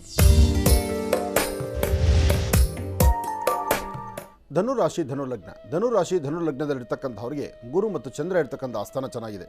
ಆದರೆ ಮಾನಸಿಕವಾದಂತಹ ಒತ್ತಡಗಳು ಸಾಕಷ್ಟು ಎದುರಾಗುತ್ತೆ. ಪ್ರತಿನಿತ್ಯದ ಕಾಯಕಕ್ಕೂ ಇವತ್ತಿಗೂ ಒಂದಷ್ಟು ವ್ಯತ್ಯಾಸ ಇದೆ. ಮನಸ್ಸಲ್ಲಿರ್ತಕ್ಕಂತಹ ದುಃಖ ದುಮ್ಮಾನವನ್ನು ಅಥವಾ ನೋವಿನ ಕ್ಷಣಗಳನ್ನು ಅಥವಾ ಆ ಕ್ಷಣಕ್ಕೆ ಬಂದೊದಗುವಂಥ ಯಾವುದೋ ಒಂದು ಸಮಸ್ಯೆಯಿಂದ ಆ ಸಮಸ್ಯೆಯಿಂದ ಹೊರಬರಬೇಕಾಗುತ್ತೋ ಇಲ್ವೋ, ಅಥವಾ ನಾನು ಮಾಡ್ತಿರ್ತಕ್ಕಂಥ ವ್ಯವಹಾರ ಸರಿಯಿದೆಯೋ ಇಲ್ವೋ, ಅಥವಾ ಇವತ್ತು ನಾನು ಹಾಕುವ ಹೆಜ್ಜೆನಲ್ಲಿ ಏನಾದರೂ ವ್ಯತ್ಯಾಸ ಆಗ್ಬೋದೇನೋ, ಈ ಪ್ರಕಾರವಾದಂಥ ಸಂದೇಹ ಸಂಶಯ ನಿಮ್ಮನ್ನು ಬಾಧಿಸುತ್ತೆ. ಆದರೆ ಧನುರಾಶಿಯಲ್ಲಿರ್ತಕ್ಕಂಥವ್ರು ಇವತ್ತಿನ ದಿವಸ ಹಣಕಾಸಿನ ವಿಚಾರದಲ್ಲಿ ಕೊಟ್ಟು ತೆಗೆದುಕೊಳ್ತಕ್ಕಂಥದ್ದು, ಲೇವಾದೇವಿ ಮಾಡ್ತಕ್ಕಂಥದ್ದು, ಹೊಸದಾಗಿ ಒಂದು ಕೆಲಸಕ್ಕೆ ಪ್ರಯತ್ನ ಪಡ್ತಕ್ಕಂಥದ್ದು, ಅಥವಾ ದೂರಭಾರ ಪ್ರಯಾಣ ಮಾಡುವಂಥ ಕಾಲದಲ್ಲಿ ಆರೋಗ್ಯ ಸರಿ ಇಲ್ಲದಿರತಕ್ಕಂಥದ್ದು, ಏನೇ ಆದರೂ ಪರಿಪಕ್ವತೆ ಎಂಬತಕ್ಕಂಥದ್ದು ಸ್ವಲ್ಪ ಕಡಿಮೆನೇ. ಇವತ್ತಿನ ದಿವಸ ಒಂದಷ್ಟು ತುಳಸಿಯಿಂದ ಭಗವಂತನ ಮಹಾವಿಷ್ಣು ಪಾದ ಮೇಲೆ 2 ತುಳಸಿ ದಳವನ್ನಿಟ್ಟು ಯಾರಾದರೂ ನಿರ್ಗತಿಕರಿಗೆ, ಕಷ್ಟದಲ್ಲಿರ್ತಕ್ಕಂಥವ್ರಿಗೆ, ಕಡು ಬಡವರಿಗೆ, ಅಥವಾ ಯಾರಾದರೂ ಸಣ್ಣ ಪುಟ್ಟ ಮಕ್ಕಳಿಗೆ ಏನಾದರೂ ಒಂಚೂರು ಪದಾರ್ಥವನ್ನು ಕೊಟ್ಟು ಒಂದು ಪ್ರಾರ್ಥನೆ ಮಾಡೋದ್ರಿಂದ ಆ ಕ್ಷಣಕ್ಕೆ ಬಂದೊದಗುವಂಥ ಸಮಸ್ಯೆಗಳಿಂದ ಪಾರಾಗ್ತೀರಿ. ಇನ್ನು ಶುಭ ಸಂಧ್ಯಾಕಾಲ ಸಾಯಂ ಸಂಧ್ಯಾ ತಪ್ಪದಿರ ತಾಯಿ ಮಹಾಲಕ್ಷ್ಮಿಯನ್ನು ಪ್ರಾರ್ಥನೆ ಮಾಡಿ ನಿಮ್ಮ ಮನೋಕಾಮನೆಗಳನ್ನು ಖಂಡಿತ ಸಿದ್ಧಿಪಡಿಸ್ಕೊಳ್ತೀರಿ. ಇನ್ನು ಮಕರ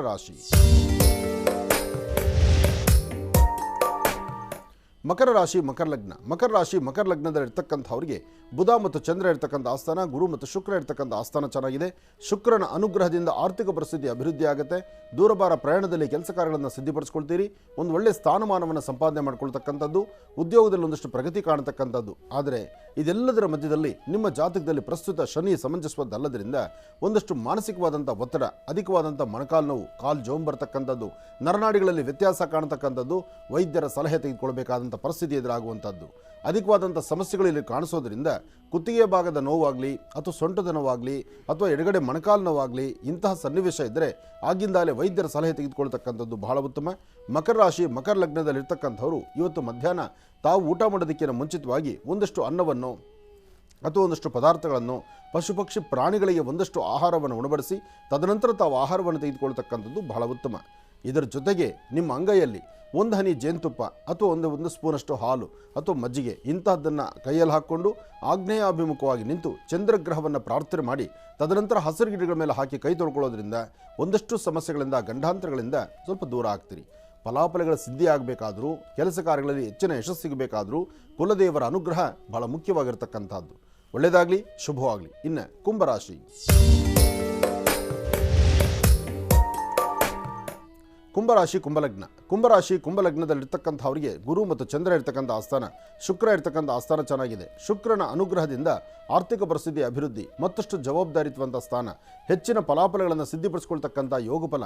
ಗುರುವಿನ ಅನುಗ್ರಹದಿಂದಲೇ ಇಷ್ಟೆಲ್ಲ ಫಲಗಳನ್ನು ಸಿದ್ಧಿಪಡಿಸ್ಕೊಳ್ತಕ್ಕಂಥ ನಿಮಗೆ ಇವತ್ತು ತಾವು ಮಾಡಬೇಕಾಗಿರ್ತಕ್ಕಂಥ ಕೆಲಸಗಳಲ್ಲಿ ಏನಾದರೂ ಫಲಾಫಲಗಳನ್ನು ಸಿದ್ಧಿಪಡಿಸ್ಕೊಂಡು ಲಾಭದಾಯಕವಾಗಿರ್ತಕ್ಕಂಥ ಕ್ಷಣಗಳನ್ನು ತಾವು ಗುರುತಿಸ್ಕೊಳ್ಬೇಕಾದ್ರೆ ನೀವು ಮೊದಲು ಮಾಡಬೇಕಾಗಿರ್ತಕ್ಕಂಥದ್ದು ಮನೆ ದೇವರ ಪ್ರಾರ್ಥನೆ.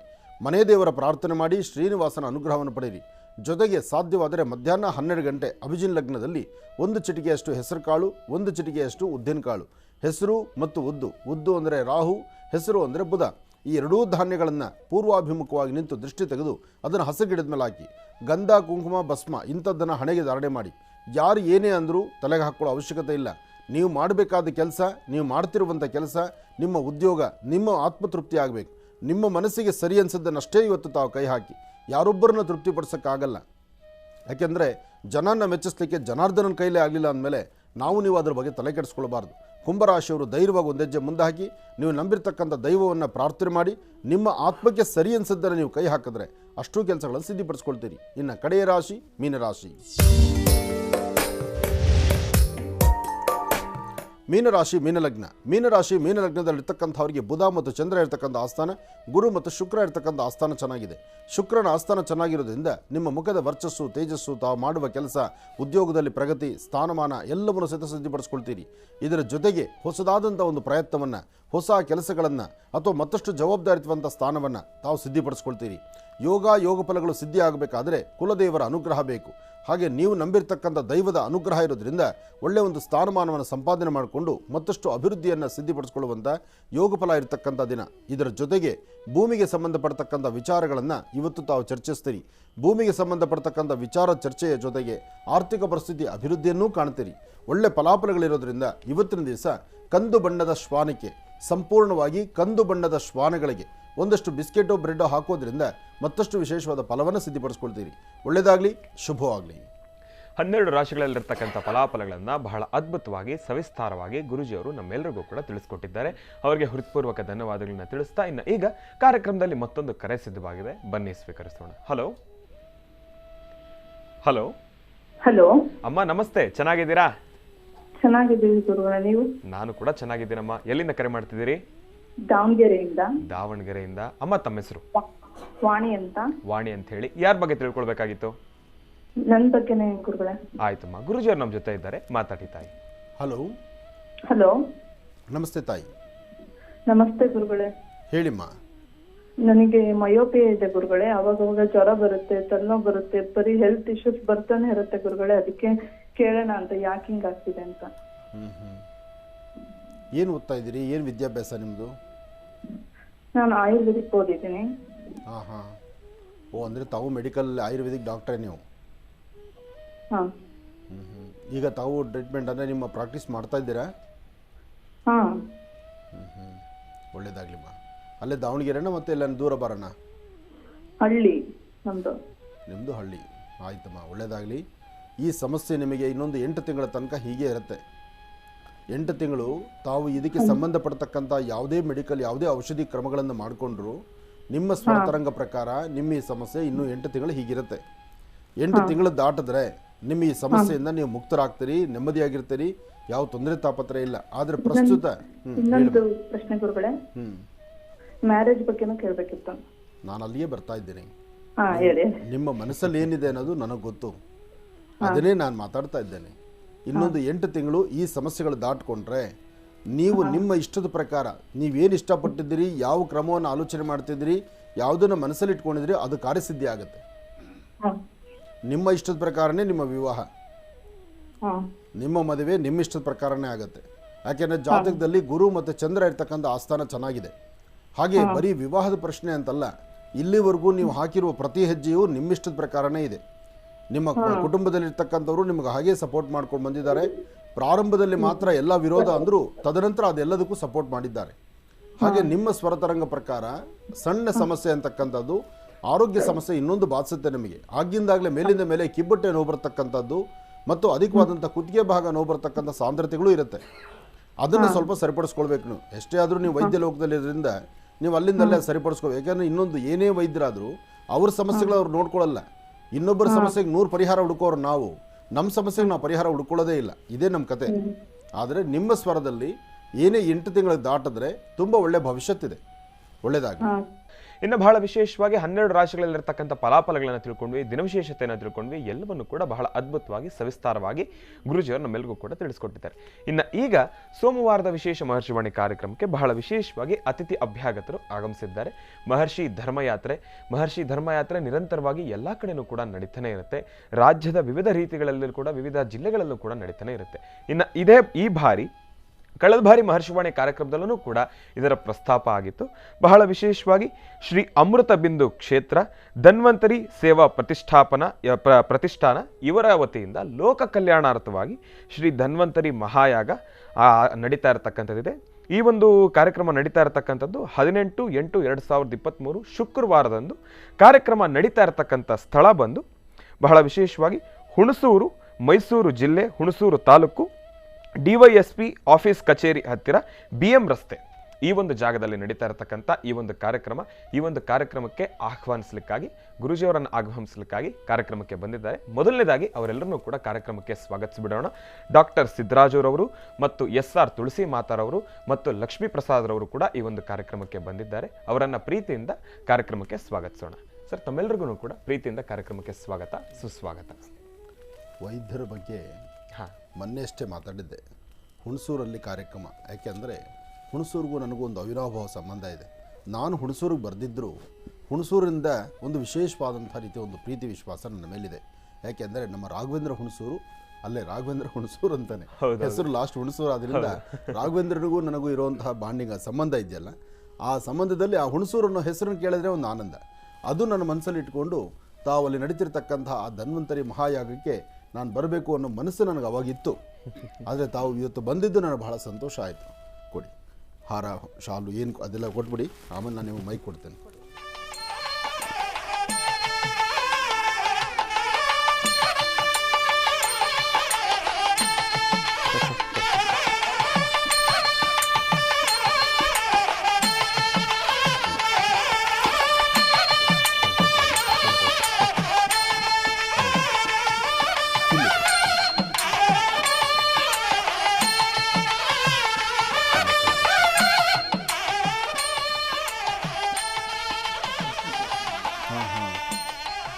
ಚೆನ್ನಾಗಿದೆ. ನಾನು ಪ್ರತಿ ದಿವಸ ತಾಳೆಗರಿ ತೆಗೆಯೋ ಥರನೇ ತಾಳೆಗರಿ ಥರನೇ ವಿಷ್ಣು ಸಹಸ್ರನಾಮವನ್ನು ತಯಾರು ಮಾಡಿದ್ದೇನೆ. ಪ್ರಭಾಕರ್ ಅವರು ನನಗೆ ಬಹಳ ಆತ್ಮೀಯರು, ತುಂಬ ಹಳೆ ಸ್ನೇಹ, ತುಂಬ ದೊಡ್ಡ ದೊಡ್ಡ ಜವಾಬ್ದಾರಿ ಕಾಯಕಗಳನ್ನೇ ಮಾಡುವಂಥವ್ರು. ಇಲ್ಲಿ ಎಲ್ಲ ನಾನೇ ಮಾತಾಡ್ಬಿಟ್ರೆ ಡಾಕ್ಟರ್ ಎರಡು ಮಾತು ಮಾತಾಡಿ. ಇನ್ನು ಹೀಗೆ ಬನ್ನಿ. ಅಲ್ಲಿ ನೀವು ನೋಡಿದ್ರೆ ನಿಮ್ಮ ಹುಣಸೂರಲ್ಲಿರೋ ಎಲ್ಲರೂ ನಿಮ್ಮನ್ನು ನೋಡ್ತಾರೆ. ಈಗ ಮಾತಾಡಿ. ನಮಸ್ಕಾರ ಗುರುಗಳೇ. ತಾವು ಮೇದಲ್ಲಿ ಹೇಳಿದಂತೆ ಧನ್ವಂತರಿ ದೇವಸ್ಥಾನ, ವಿಷ್ಣು ರೂಪದ ಧನ್ವಂತರಿ ದೇವಸ್ಥಾನ ಹುಣಸೂರಿನಲ್ಲಿ ನಾನು ಮಾಡಬೇಕು ಅನ್ನೋ ಒಂದು ಉದ್ದೇಶ ಭಾಳ ಇತ್ತು. ತಮ್ಮ ಒಂದು ಮೊದಲೇ ತಿಳಿಸಿದ ರೀತಿ, ಮೊದಲು ಹೇಳಿದ ರೀತಿ ಅಂದರೆ ನಾನು ಅದನ್ನು ಮಾಡಬೇಕು ಅಂತ ಮಾಡಿ 18ನೇ ತಾರೀಕು ಮಾಡ್ತಾಯಿದ್ದೀನಿ. ದಯವಿಟ್ಟು ಭೂಮಿ ಪೂಜೆಗೆ ತಾವು ದಯವಿಟ್ಟು ಬರಬೇಕು ಅಂತ ನಾನು ಇದ್ರ ಮೂಲಕ ಕೇಳ್ಕೊಳ್ತಾ ಇದ್ದೀನಿ ಗುರು. ತುಂಬ ಸಂತೋಷ. ತಮ್ಮ ಹೆಸರು? ಮಾತಾಡಿ. ನಮಸ್ಕಾರ ಗುರುಗಳೇ, ನನ್ನ ಹೆಸರು ತುಳಸಿ ಮಾತಾ ಅಂತ ಹೇಳಿಬಿಟ್ಟು ನಾವು ವೈದ್ಯರು ತಿಳಿರೋದು.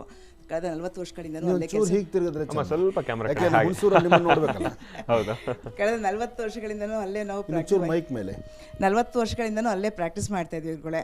ನಮಗೊಂದು ಅಭಿಲಾಷೆ ಇತ್ತು, ಏನಾದ್ರು ಒಂದು ಧಾರ್ಮಿಕವಾಗಿ ಒಂದು ಕಾರ್ಯಕ್ರಮ ಮಾಡಲೇಬೇಕು ಅಂತ ಹೇಳಿಬಿಟ್ಟು.